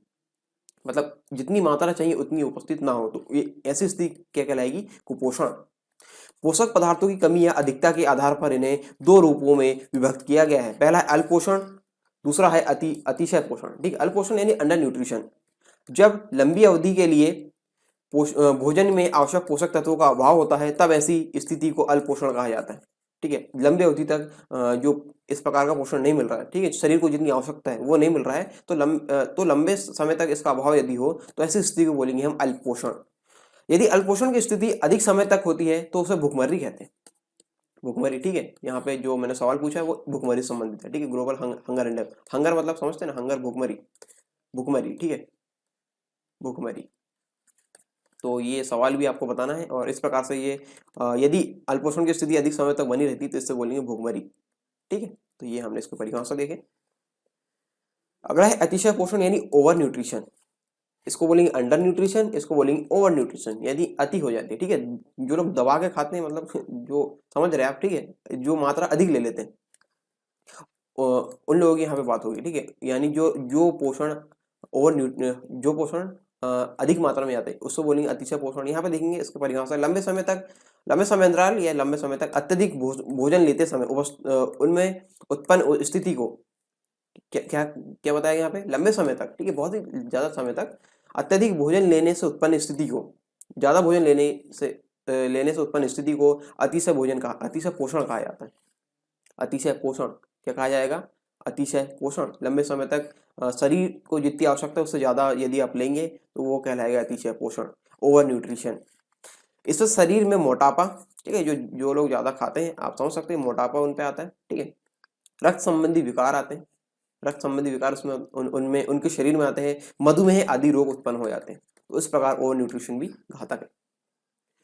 अब हम देखते हैं जो पोषक तत्व है, यानी जो अवयव है, सॉरी पोषक तत्व बोल रहा हूँ, जो अवयव है, जो भोजन के अवयव है उसके कारण कुपोषण किस प्रकार से होगा। जैसे कार्बोहाइड्रेट, प्रोटीन के कारण कुपोषण और वसा के कारण कुपोषण वगैरह, ये सारी चीजें हम यहाँ पे देखेंगे।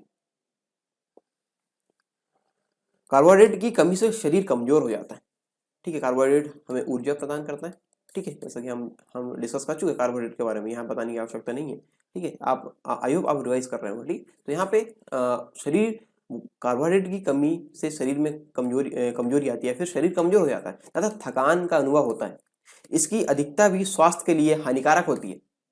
कमी भी हानिकारक है और अधिकता भी हानिकारक है, क्योंकि भोजन में शर्करा की मात्रा अधिक होने से भोजन ठीक से नहीं पचता है।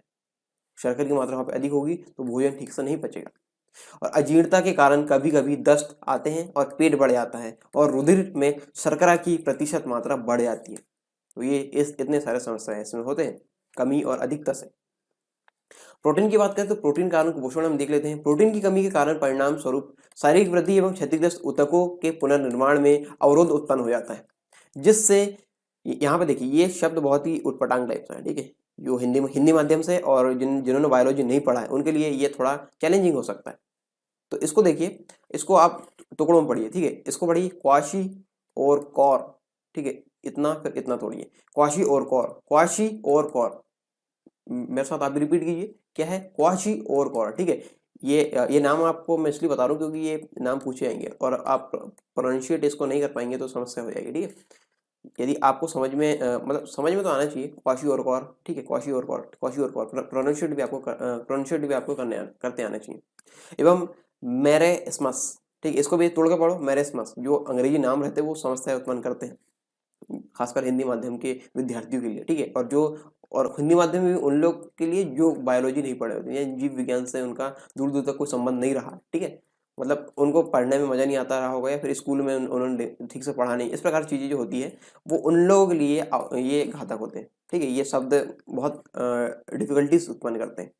तो यहाँ पे इनको पढ़ने का तरीका मैंने बता दिया, तोड़ तोड़ कर आप पढ़िए, ठीक है। क्वाशी और कौर एवं मेरेस्मस, ठीक है, मेरेस्मस, इस प्रकार आप पढ़िए तो ये रोग के नाम भी याद हो जाएंगे, ठीक है। तो रोग के नाम क्योंकि पूछे जाते हैं, रोग इससे पूछे जाएंगे कि इसकी कमी से या इसकी अधिकता से कौन सा रोग होगा, यानी प्रोटीन कमी से प्रोटीन की अधिकता से क्या रोग हो, इस प्रकार से, या कार्बोहाइड्रेट कमी से या कार्बोहाइड्रेट की अधिकता से क्या रोग हो, इस प्रकार सवाल आएंगे तो आपको यहाँ पे ऑप्शन दिए रहेंगे तो वहां पे आपको ये आने चाहिए, ठीक है, आपको याद भी रहने चाहिए। तो इससे क्या होगा, क्वाशियोरकोर और मेरेस्मस नामक रोग होता है। क्वाशियोरकोर हम देखते हैं, यह मुख्यतः प्रोटीन की कमी से बच्चों में होने वाला रोग है। किस कमी से, प्रोटीन की कमी से होने वाला रोग किसमें होता है, बच्चों में होता है, ठीक है, जिसमें उनकी शारीरिक वृद्धि एवं भूख में कमी आती है। क्या होता है, उनकी शारीरिक वृद्धि कम होती है और उनकी भूख में कम आती है, भूख कम लगती है और शरीर में सूजन, बालों का रूखापन आदि इसके लक्षण है। इसके लक्षण से पहचाना जा सकता है, शरीर में सूजन और रूखापन बालों में आता है, इसके लक्षण है। इस रोग से केवल वही बच्चे पीड़ित होते हैं जिनमें दूध की मात्रा में कमी होती है, दूध की मात्रा में कमी होती है, वही इनसे पीड़ित होते हैं, क्वाशियोरकर रोग उनको होता है, ठीक है। इस प्रकार ये रोग कहाँ पे होता है और किस प्रकार मतलब किन किन बॉडीज में होता है और किस प्रकार किसकी कमी से होता है, ये हमने यहाँ पे जाना। ठीक है, आगे देखते हैं। मेरेस्मस, यह रोग सामान्यतः 1 वर्षीय बच्चों में प्रोटीन एवं कैलोरी की कमी से होता है। इस रोग से पीड़ित बच्चों में त्वचा रूखी, झुर्रीदार, रिंकल्ड एवं पतली हो जाती है। इसके अतिरिक्त उनकी शारीरिक वृद्धि में भी कमी आती है मेरेस्मस रोग में। ठीक है, मेरेस्मस रोग और ये क्वाशियोरकॉर, ये 2 रोग हमने यहाँ पे देखे प्रोटीन के कारण कुपोषण के अंतर्गत। वसा के कारण कुपोषण के अंतर्गत हम देखते हैं जो चीजें हैं, वसा की कमी से शरीर की मांसपेशियां निर्बल हो जाती है और वसा की अधिकता होने पर मोटापे में वृद्धि होती है तथा त्वचा शुष्क या ड्राई हो जाती है। ठीक है, मोटापे में वृद्धि, अधिकता होगी तो मोटापे में वृद्धि और त्वचा शुष्क हो जाएगी, और यदि कम होगी तो मांसपेशियां निर्बल हो जाएगी। फिर एक और नाम आ गया यहाँ पे देखिए, फिर चैलेंजिंग नाम है यहाँ पे, इसको फिर तोड़ेंगे हम। इसको देखिए इस प्रकार से तोड़ते हैं हम यहाँ पे, ऐसे तोड़ेंगे। ठीक है, एथेरोस्क्लेरोसिस, 1 2 3 भागों में तोड़ेंगे। ठीक है, एथेरोस्क्लेरोसिस, फिर से आप दोहराइए, एथेरोस्क्लेरोसिस, एथेरोस्क्लेरोसिस। ठीक है, तो एथेरोस्क्लेरोसिस आ गया। ठीक है, प्रोनाउंशिएट हो गया। आप जो देख रहे हैं आप खुद भी इसको प्रोनाउंस करने का प्रयास कीजिए, खुद ही इसका उच्चारण करने का प्रयास कीजिए, क्योंकि जब तक आप उच्चारण नहीं करेंगे तो आपको याद कैसे रहेगा। ठीक है, तो यहाँ पे कीजिए इसका उच्चारण मेरे साथ, एथेरोस्क्लेरोसिस, एथेरोस्क्लेरोसिस। ठीक है, अब आई होप आप तक अब आपकी जीभ पलटने लगी होगी। ठीक है, इस नाम से, ये नाम इसमें इसलिए बता रहा हूँ क्योंकि ये बहुत चैलेंजिंग होते हैं, जैसा कि मैंने बात कर चुका हूँ। ठीक है, संदर्भ वसा जंतु वसा के अंतर्गत जो आते हैं, इसके अधीन इसका अधिक सेवन से रुधिर वाहिनियों की दीवार के भीतरी स्तर पर वसा का जमाव होने लगता है। सॉरी।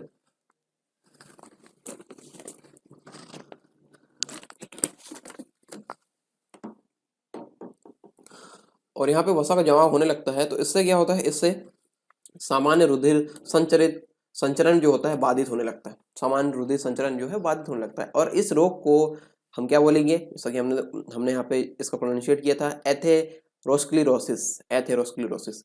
इस रोग को ये कहा जाता है एथेरोस्क्लेरोसिस।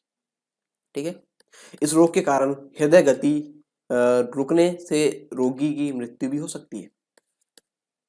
हृदय गति रुकने से रोगी की मृत्यु भी हो सकती है यदि इस प्रकार का रोग हुआ तो। ठीक है, आगे हम देखते हैं विभिन्न खाद्य पदार्थों में पाए जाने वाले विभिन्न पोषक तत्वों की मात्रा हम देखते हैं, प्रतिशत में यहाँ पे दी गई है। जो पदार्थ है यहाँ पे वो दिए गए हैं, और प्रोटीन, वसा, कार्बोहाइड्रेट, लवण और जल कितनी प्रतिशत मात्रा इसमें होती है वो हम देख लेते हैं। ठीक है, अंडा में हम बात करते हैं प्रोटीन 13.2%, वसा में 10.3%, लवण 0.9% और जल 75.6%। ठीक है, इस प्रकार ये पोषक तत्व यहाँ से मिलते हैं अंडे से। अगला है मांस में जो पोषक तत्व है, यहाँ पे प्रोटीन की बात करें तो 15.1%, वसा 14.7%, और लवण की बात करें तो 0.8%, जल की बात करें तो 69.4% यहाँ पे मिलता है। मछली में 16.0% प्रोटीन मिलता है, 5.0% वसा, 1% यहाँ पर लवण है, और 78% जल ये मिलता है। दूध में प्रोटीन मिलता है 3.5%, वसा मिलता है यहाँ पे 3.7%, और 4.9% कार्बोहाइड्रेट मिलेगा यहाँ पे, 0.7% मिलेगा लवण, और यहाँ पे 87% यहाँ पे मिलेगा जल दूध में। ठीक है, दूध इज ए कंप्लीट फूड, जैसा कि हम बात कर चुके हैं। ठीक है, इस प्रकार ये यहाँ पे दिए गए हैं। अब बात करते हैं चावल, 6.7% चावल में प्रोटीन मिलता है, 2.5% वसा मिलता है चावल में, और 76% यहाँ पे मिलेगा कार्बोहाइड्रेट, 1.1% लवण, और 15.5% यहाँ पे मिलेगा जल। गेहूं की बात करें तो 11.4% प्रोटीन यहाँ पे मिलेगा, 2.0% वसा मिलेगा, 71% कार्बोहाइड्रेट, और 2% लवण, और 12% यहाँ पे जल मिलेगा। मक्का की बात करें तो मक्का में 8.4% प्रोटीन, 4.7% वसा, 79% यहाँ पे कार्बोहाइड्रेट, 1.3% लवण, और 13.9% जल। अगला है आलू में यहाँ पे 2% प्रोटीन, 0.1% वसा, कार्बोहाइड्रेट 21% यहाँ पे मिलेगा, लवण 1%, और 75.9% यहाँ पे जल मिलेगा। ठीक है, इन पोषक तत्वों को ग्रहण करने से इतने यहाँ पे मतलब इन पदार्थों को ग्रहण करने से इतने पोषक तत्व यहाँ पे मिलेंगे। ठीक है, तो आप इसका स्क्रीनशॉट लेकर इसको रख लीजिए और काफ़ी काम आएगा।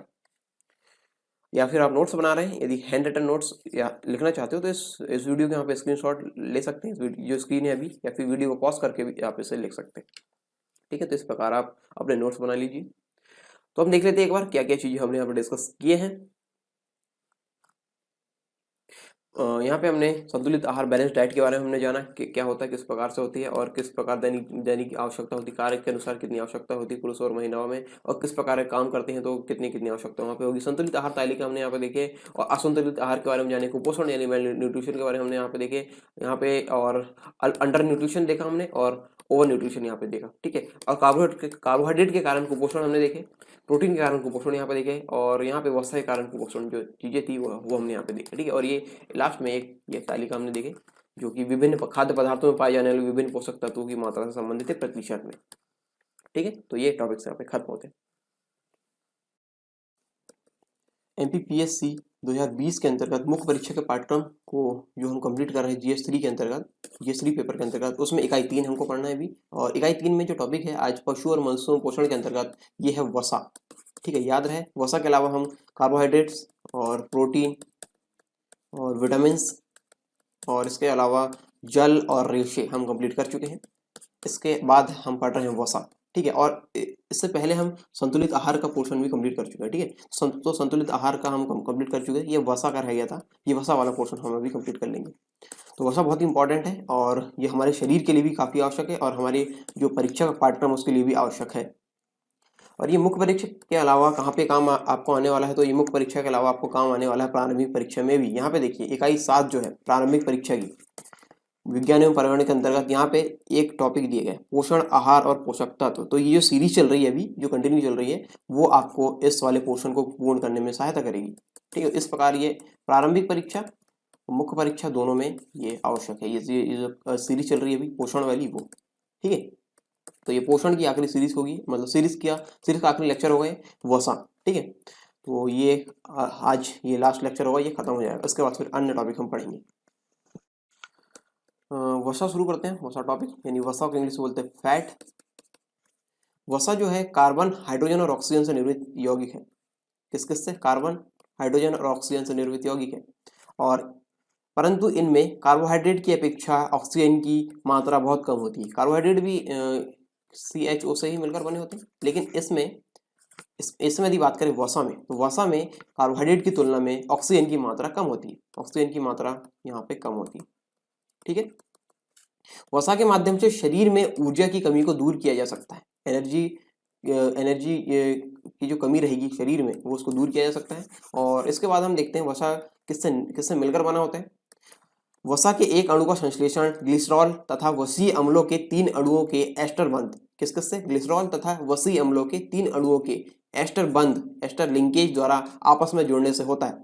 तो ये आपसे पूछा जा सकता है एस्टर बंध कहाँ बनता है, तो वसा में बनता है एस्टर बंध, मतलब वसा में रहता है एस्टर बंध। और यदि आपसे पूछा है कार्बोहाइड्रेट्स में, कार्बोहाइड्रेट हम पढ़े थे ग्लाइकोसिटिक बॉन्ड। ठीक है, ग्लाइकोसिटिक बॉन्ड। और यहाँ पे प्रोटीन में जो अमीनो अम्ल रहते हैं, प्रोटीन में आई होप आपने लास्ट लेक्चर देखे होंगे, तो जो मैं शब्दावली यहाँ पे यूज़ कर रहा हूँ आपको आसानी से समझ में आ रही है। ठीक है, तो ये सोचकर मैं चल रहा हूँ कि आपने पुराने लेक्चर देखें। तो यहाँ पे प्रोटीन जो अमीनो अम्ल से मिलकर बने होते हैं। आप बताइए कि इसमें कौन से बंध होते हैं। ठीक है, चलिए ठीक है, मैं ही बताता हूँ। यहाँ पे पेप्टाइड बंध से मिलकर बने होते हैं, पेप्टाइड। ठीक है, पेप्टाइड बॉन्ड इनमें होता है प्रोटीन्स में, इस प्रकार से बंध रहते हैं। और यहाँ पे वसा में है, हमने देखा यहाँ पे एस्टर बंध। ठीक है, तो इस प्रकार से ये बायोकेमिस्ट्री से सवाल यदि आ जाए तो आपको याद रखिए, आपको याद रखना होगी किस प्रकार से बंध इनमें बनते हैं। अगला हम देखते हैं इसके अंतर्गत, वसा जल में पूर्णतः अघुलनशील होती है। जो वसा है जल में नहीं घुलती है, अघुलनशील होती है। परंतु chloroform, benzene, petroleum, acetone, alcohol, ether तथा केरोसिन आदि कार्बनिक जो विलायक रहते हैं, ठीक है, उनमें घुलनशील होती है। कार्बनिक विलायक जैसे कि हमने बात की है, chloroform, benzene, petrol, acetone, alcohol, ether और केरोसिन में, इनमें ये विलय होती है। ठीक है, या घुलनशील होती है, ऐसा हम कह सकते हैं। यदि हम बहुत ज्यादा मात्रा यदि लेते हैं वसा की हमारे शरीर में, ठीक है, भोजन के माध्यम से, तो यहाँ पे ये हमारे लिए घातक है। स्पेशली जो सैचुरेटेड फैट्स रहते हैं, सैचुरेटेड वसाएं, जो संतृप्त वसाएं हैं, वो क्या करती है, रेज करती है कोलेस्ट्रॉल लेवल को, जो कोलेस्ट्रॉल का लेवल रहता है वो बढ़ाती है, जो सैचुरेटेड वसाएं रहती है वो, ठीक है। और कोलेस्ट्रॉल का लेवल जब बढ़ेगा तो ये इंक्रीज करेगा रिस्क ऑफ हार्ट डिसीज वगैरह को ये इंक्रीज करता है, ठीक है। स्ट्रोक वगैरह की समस्या यहाँ पे आती है। ये तो हमने बात की है नकारात्मक पॉइंट की, ठीक है। नकारात्मक पॉइंट क्या है इस पे। अब हम बात करते हैं कि हमें आवश्यकता क्यों होती है वसा की, why we need some fats. तो जैसा कि हम संतुलित आहार वाले का पोर्शन, जो संतुलित आहार का पोर्शन हमने जब लिया था, तो यहाँ पे हमने देखा है कि संतुलित आहार में जो बैलेंस डाइट होती है उसमें एक चीज और इंक्लूड करना हमें, जो एक पॉइंट यहाँ पे लास्ट लेक्चर में छूट गया था। यहाँ पे यहाँ पे रेशो है, यानी जो अनुपात है, अनुपात मैंने वहाँ पे आपको नहीं बताया, यहाँ पे देख लीजिए, ठीक है, कोई दिक्कत नहीं, वो छूट गया था। यहाँ पे मैं आपको बता देता हूँ जो अनुपात है इसका, कार्बन, प्रोटीन और फैट का, ये कार्बन बोला सॉरी, कार्बोहाइड्रेट, प्रोटीन और फैट का ये रेशो है 3:5, 1:5 और 1:5। यहाँ पे देखिए कार्बोहाइड्रेट, प्रोटीन और फैट, सी से कार्बोहाइड्रेट है, पी से प्रोटीन है, एफ से फैट। तो यहाँ पे इनका रेशो कितना होना चाहिए हमारे संतुलित आहार में, तो यहाँ पे 3:5 कार्बोहाइड्रेट का, 1:5 प्रोटीन का, 1:5 फैट का। लेकिन यहाँ पे आपको देखने में सिमिलर लग रहे होंगे, लेकिन यहाँ पे प्रोटीन की मात्रा थोड़ी सी ज़्यादा रखनी है, ठीक है। तो इस प्रकार थोड़ा सा यहाँ पे ज़्यादा रहता है, इसलिए इसको बाद में लिखा गया। और ये स्मॉल, जो इसका स्मॉल अमाउंट रहता है वो हमारे शरीर के लिए जो बैलेंस डाइट हम लेते हैं उसमें आवश्यक होता है। और fat is source of essential fatty acids, ये फैटी एसिड्स का सोर्स होते हैं फैट, जो कि हमारे बॉडी द्वारा नहीं बनते हैं। और जो फैट होते हैं वो हेल्प करते हैं किसमें, एब्जॉर्ब करने में विटामिन ए, डी, ई और के। जो विटामिन के बारे में हमने पढ़ा था ना उस टाइम पे, देखिए जब हमने विटामिन वाले टॉपिक पढ़े थे वहाँ पे याद करिए, जब विटामिन में हमने पढ़े थे तो जल में घुलनशील विटामिन होते हैं और वसा में जो घुलनशील है वो विटामिन होता है, ठीक है। तो यहाँ पे जो वसा में घुलनशील विटामिन होते हैं उन वहाँ पे वसा आवश्यक होता है, वसा की मात्रा आवश्यक होती है। जैसे vitamin A, vitamin D, vitamin E और विटामिन के। यहाँ पे एक चीज और है, विटामिन के भी यहाँ पे, ठीक है, ए डी ई और के, ए डी ई और के, ठीक है। जो 4 विटामिन है उनको घुलने के लिए वसा की आवश्यकता होती है, ठीक है। ये सिर्फ घुल सकते हैं या एब्जॉर्ब हो सकते हैं with the help of fats. ये जो ए डी ई और के हैं वो सिर्फ फैट की सहायता से शरीर में घुल सकते हैं, ठीक है। शरीर में जो घुलने की प्रक्रिया है वहाँ पे एब्जॉर्ब हो सकते हैं, ठीक है। तो इस प्रकार या घुल सकते हैं या एब्जॉर्ब हो सकते हैं, ऐसा हम कह सकते हैं, ठीक है। तो यहाँ पे हम आगे देखते हैं इसके बारे में। यदि जो कार्बोहाइड्रेट और प्रोटीन जो हम भोजन में लेते हैं, कार्बोहाइड्रेट और प्रोटीन लिए, और यदि वो काम में नहीं आए, यानी उससे हमने एनर्जी वगैरह बनने में या फिर इस प्रकार से किसी भी प्रकार से यदि काम में हमने नहीं ली उसको, तो वो कन्वर्ट हो जाता है फैट में। किस में कन्वर्ट हो जाता है, फैट में, ठीक है। ये हम पहले पढ़ चुके हैं इसके बारे में। जो कार्बोहाइड्रेट और प्रोटीन जब यूज में नहीं आता है तो वो फैट में कन्वर्ट होता है। तो ये बॉडी फैट इससे बढ़ता है, वेट बढ़ता है, वेट इंक्रीज होता है। तो यहाँ पे ये इसका नेगेटिव पॉइंट है, ठीक है। यदि हम कार्बोहाइड्रेट और प्रोटीन्स वगैरह का प्रोटीन वगैरह जो एनर्जी रहती है वो हम यूज़ नहीं करते, ठीक है। जो प्रोटीन वगैरह प्रोटीन और कार्बोहाइड्रेट हम लेते हैं तो वो कन्वर्ट हो जाता है किसमें, फैट में, ठीक है। तो आगे देखिए हम इसके बाद हम देखते हैं जो फैट होते हैं वो दो प्रकार के यहाँ पे, सैचुरेटेड फैट और अनसैचुरेटेड फैट। मोस्ट जो फैट्स होते हैं, मोस्टली जो फैट्स होते हैं उसमें जो और जो ऑयल्स वगैरह है वो दोनों तरीके के फैट यहाँ पे इंक्लूड करते हैं इसमें, ठीक है। यहाँ पे अनसैचुरेटेड फैट भी होता है और सैचुरेटेड फैट भी होता है मोस्ट में। इनका प्रोपोर्शन कुछ डिफरेंट प्रोपोर्शन में ही होते हैं। जैसे हम बात करते हैं हेल्दी डाइट की, तो we should try to cut down on foods and drinks high in saturated fats. हमको जो हमारी जो हेल्दी डाइट यानी संतुलित आहार वाले जो पोर्शन है, ठीक है, संतुलित आहार जब हम लेते हैं तो वहाँ पे हमको यहाँ पे कट करना है किसको, सैचुरेटेड फैट को। जो फूड और ड्रिंक्स हम लेते हैं उसमें सैचुरेटेड फैट को हमको कट करना है, और साथ ही साथ ट्रांस फैट को भी। ट्रांस फैट के बारे में हम आगे पढ़ लेंगे, ठीक है। सैचुरेटेड फैट और ट्रांस फैट की जितनी कम मात्रा हम लेंगे उतना हमारे लिए अच्छा है, क्योंकि ये बॉडी को नुकसान करते हैं। कौन कौन से, सैचुरेटेड फैट और ट्रांस फैट्स। ट्रांस फैट आपने देखा होगा, जो आप कुरकुरे वगैरह लेते हैं तो उसके पीछे रैपर में लिखा होता है ट्रांस फैट वगैरह, ऐसा ट्रांस फैट फ्री, इस प्रकार से चीज़ें वहाँ पे लिख रहती है, आपको देखने को मिल सकती है। जब भी आप इसको खरीदें या कोई और खरीदे तो भी आप वहाँ पे देख सकते हैं, ठीक। तो ये दोनों ही खतरनाक है सैचुरेटेड फैट और ट्रांस फैट। और ये इनको हमको रिप्लेस करना है किससे, अनसैचुरेटेड फैट से। ठीक है, अनसैचुरेटेड फैट से इसको रिप्लेस करके हमारी बॉडी को हमको अच्छा रखना है। आगे बात करते हैं सैचुरेटेड फैट्स के अंतर्गत। तो सैचुरेटेड फैट जो रहते हैं वो कई कई प्रकार के फूड्स हैं, जैसे जो कुछ जिसमें कुछ स्वीट्स होते हैं, कुछ सेवरीज यानी जो खट्टे खट्टे फूड्स वगैरह होते हैं उनमें देखने को मिलते हैं। और most of them come from animal sources, ज़्यादातर ये एनिमल सोर्सेज से आते हैं, including meat, dairy products as well as some plants foods. ठीक है, कुछ प्लांट फूड से भी ये मिलते हैं। और जैसे प्लांट फूड जैसे पाम ऑयल, ठीक है, कोकोनट ऑयल, इससे ये सैचुरेटेड फैट मिलता है।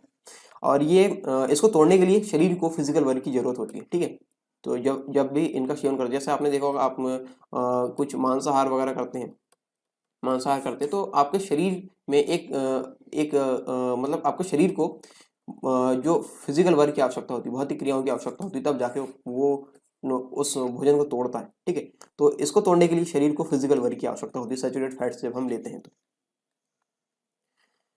अब यहाँ पे किन चीज़ों में यहाँ पे ध्यान से देखने की आवश्यकता है। यहाँ पे high foods high in saturated fats जो वाली कंडीशन यहाँ पे बनेगी, यानी यहाँ पे सैचुरेटेड फैट्स वगैरह ज़्यादा होते हैं जिन फूड्स में, तो वहाँ पे हमको देख के खाने की आवश्यकता है, यानी ध्यान देकर खाने की यहाँ पे आवश्यकता है।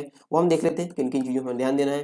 Fatty cuts of meat products, butter, घी, cheese, cream, soured cream, ice cream, some savoury snacks जैसे चीज़ क्रैकर्स, और कुछ पॉपकॉर्न वगैरह है, चॉकलेट्स है, बिस्किट्स है, केक्स है, पेस्ट्रीज है, पाम ऑयल है, कोकोनट ऑयल है, और कोकोनट क्रीम। इनमें इनमें सब में रहता है सैचुरेटेड फैट। ठीक है, सैचुरेटेड फैट, तो इनसे ये सोर्स है सैचुरेटेड फैट के। ठीक है, संतृप्त वसा के, संतृप्त वसा हिंदी में इसको बोलते हैं संतृप्त वसा। ठीक है, इनमें ये हाईली पाया जाता है। यहाँ पे जो सैचुरेटेड फैट ये आगे चल के इसकी प्रक्रिया में प्रोसेस होता है कोलेस्ट्रॉल।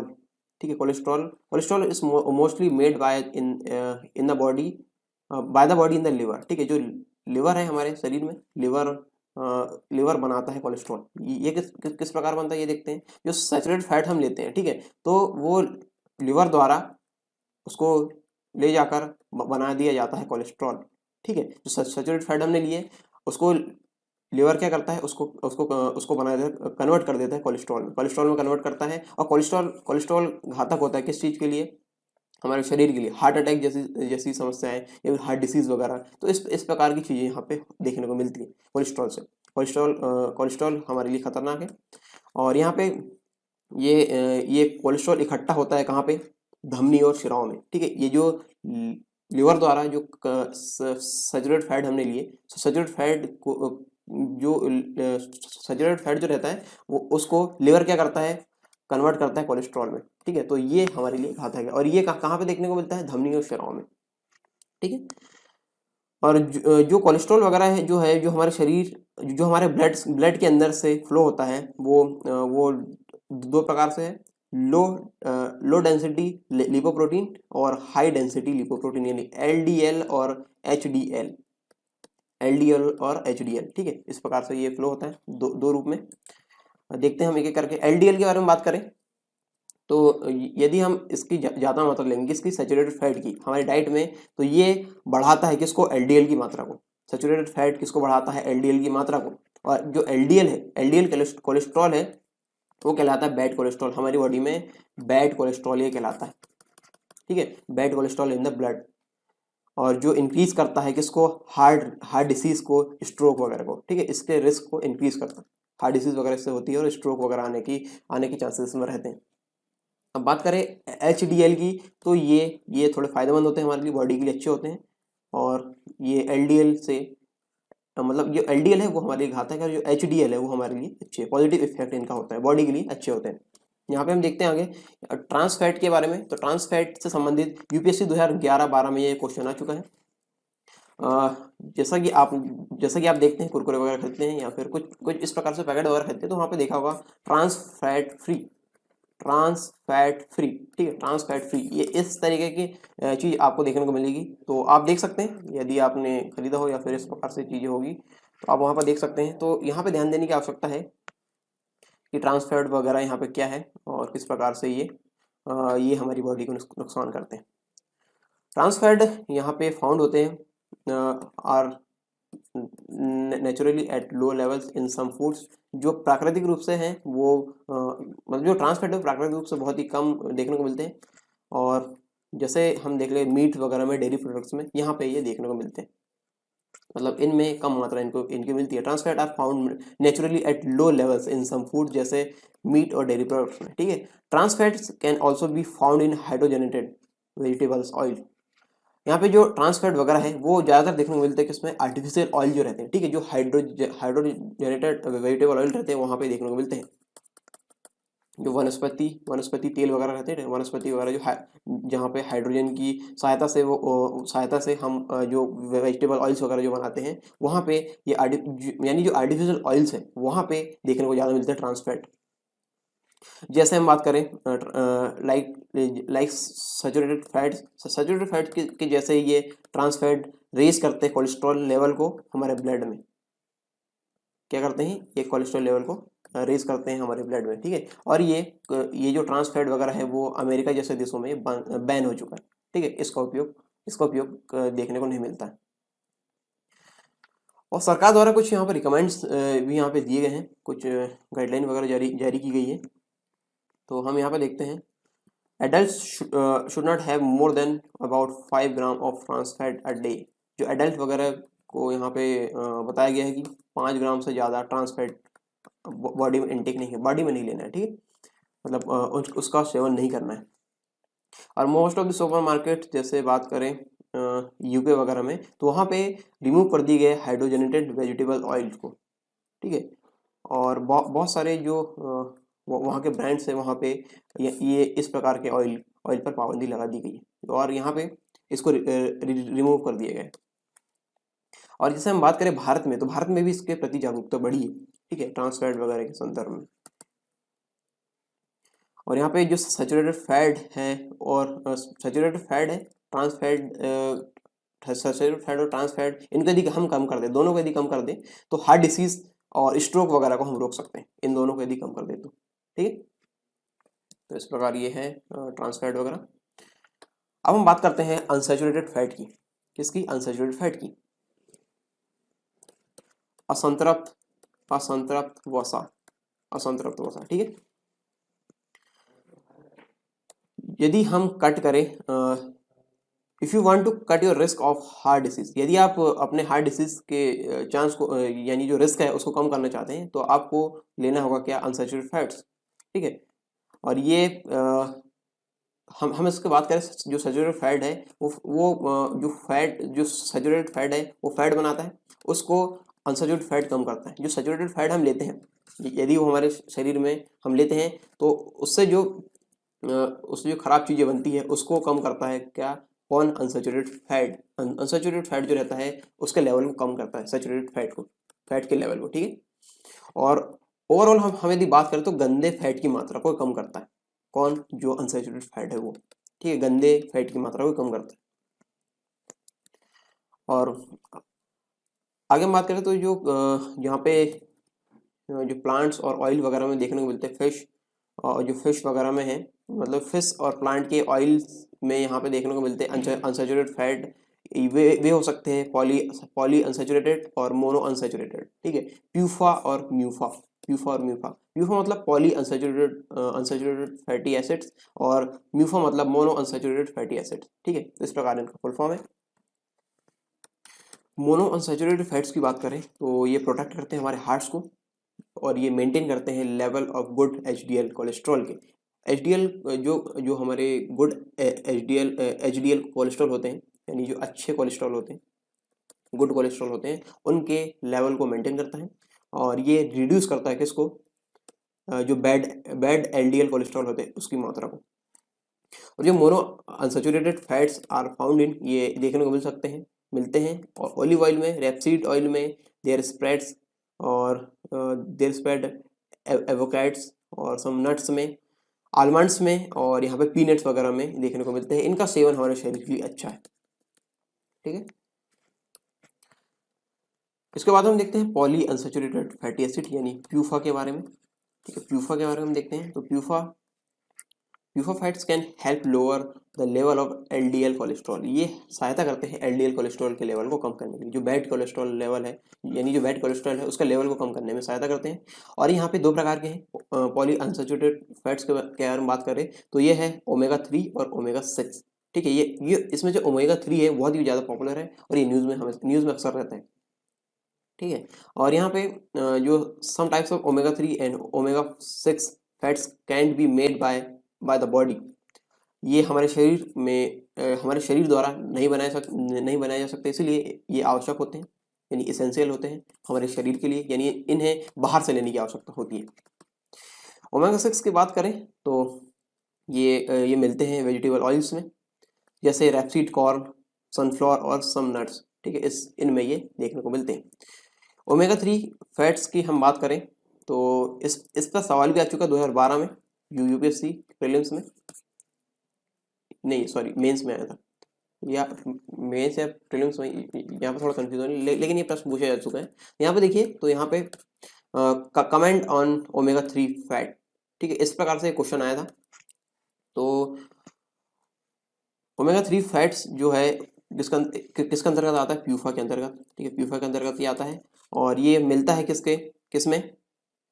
ऑयली फिश जैसे मैकरेल वगैरह है, केपर्स है, हैरिंग्स है, ट्रॉट्स है, सार्डिनस वगैरह है, सैल्मन फिशेस वगैरह है, ट्यूना में, इन चीज़ों में देखने को मिलता है ओमेगा 3 फैट्स। ठीक है, और जो ओमेगा 3 हमारे शरीर के लिए बहुत अच्छा है। इसकी मदद से ब्रेन टॉनिक बनता है। क्या बनता है? ब्रेन टॉनिक, और जिससे ब्रेन पावर बढ़ता है, सोचने समझने तर्क वितर्क करने की क्षमता इससे बढ़ती है। और जो most of us get enough omega 6 in our diet, but we are advised to have more omega 3 by eating at least 2 portion of fish a week। ठीक है, यदि आप फिश खाते हैं तो आपके लिए अच्छा है। ओमेगा 6 हमें मिल जाता है शरीर में, मतलब अन्य सोर्सेस से हमें मिल जाता है, लेकिन यहाँ पे सलाह दी जा रही है कि आपको अपने भोजन में हफ्ते में 2 बार इसका सेवन करना चाहिए, इसका ऑयली फिशेस का, ताकि आप ओमेगा 3 आपकी बॉडी में मिलता रहे।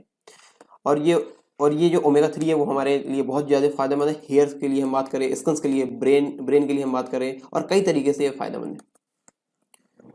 वेजिटेबल सोर्सेज से यदि ओमेगा 3 मिल रहा है तो ये बहुत अच्छी बात है, क्योंकि यदि मिल रहा है तो यहाँ पे हार्ट को फायदा है इसमें। ठीक है, हार्ट वगैरह को फायदा है, और अन्य फायदे भी इसके हैं, जिससे किसी को ऑर्थराइटिस वगैरह में इसको फायदा मिलेगा बहुत ज़्यादा। ठीक है, और यहाँ पे किसी लेडी को यदि मेंस्ट्रुअल प्रॉब्लम है तो वहाँ पे ये फायदेमंद साबित होगा ओमेगा 3। और यहाँ पे इसके अन्य फायदे हमने देखे, हार्ट डिसीज वगैरह कम करता है, एलडीएल लेवल को कम करता है। तो इस प्रकार ये बहुत सारे इस फायदे इसको देखने को मिलते हैं इसमें ओमेगा 3 के। हेयर, स्किन, ब्रेन और कई तरह के फायदे हमने यहाँ पे देखे हैं।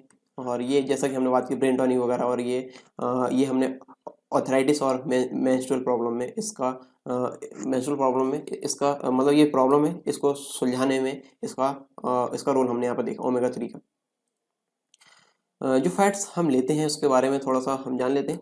ये हाई फैट वगैरह हम देखते हैं, कई बार सुनने को मिलता है, लो फैट्स वगैरह सुनने को मिलता है, फ्री फैट वगैरह हम देखने को मिलता है यहाँ पे। तो ये क्या चीज़ होती है? मोर देन 17.5 ग्राम, 17.5 ग्राम, यदि 100 ग्राम के संदर्भ में मिले, 100 ग्राम में यदि 17.5 ग्राम 5 ग्राम यहाँ पे फैट है तो वो है हाई फैट।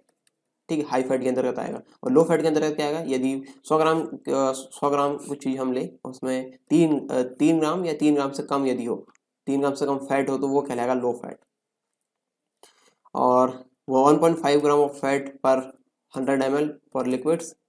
और यहाँ पे यदि वो 1.5 ग्राम से कम है तो यहाँ पे भी ये कहलाएगा लो फैट। ठीक है, 100 यानी 100 ml के अंतर्गत भी हम इसको लें तो यहाँ पे भी ये कहलाएगा लो फैट, जैसा कि इसके सेमी स्किम्ड ऑयल वगैरह में देखने को मिलता है। ठीक है, सेमी स्किम्ड ऑयल के कंपोजिशन में देखने को मिलता है।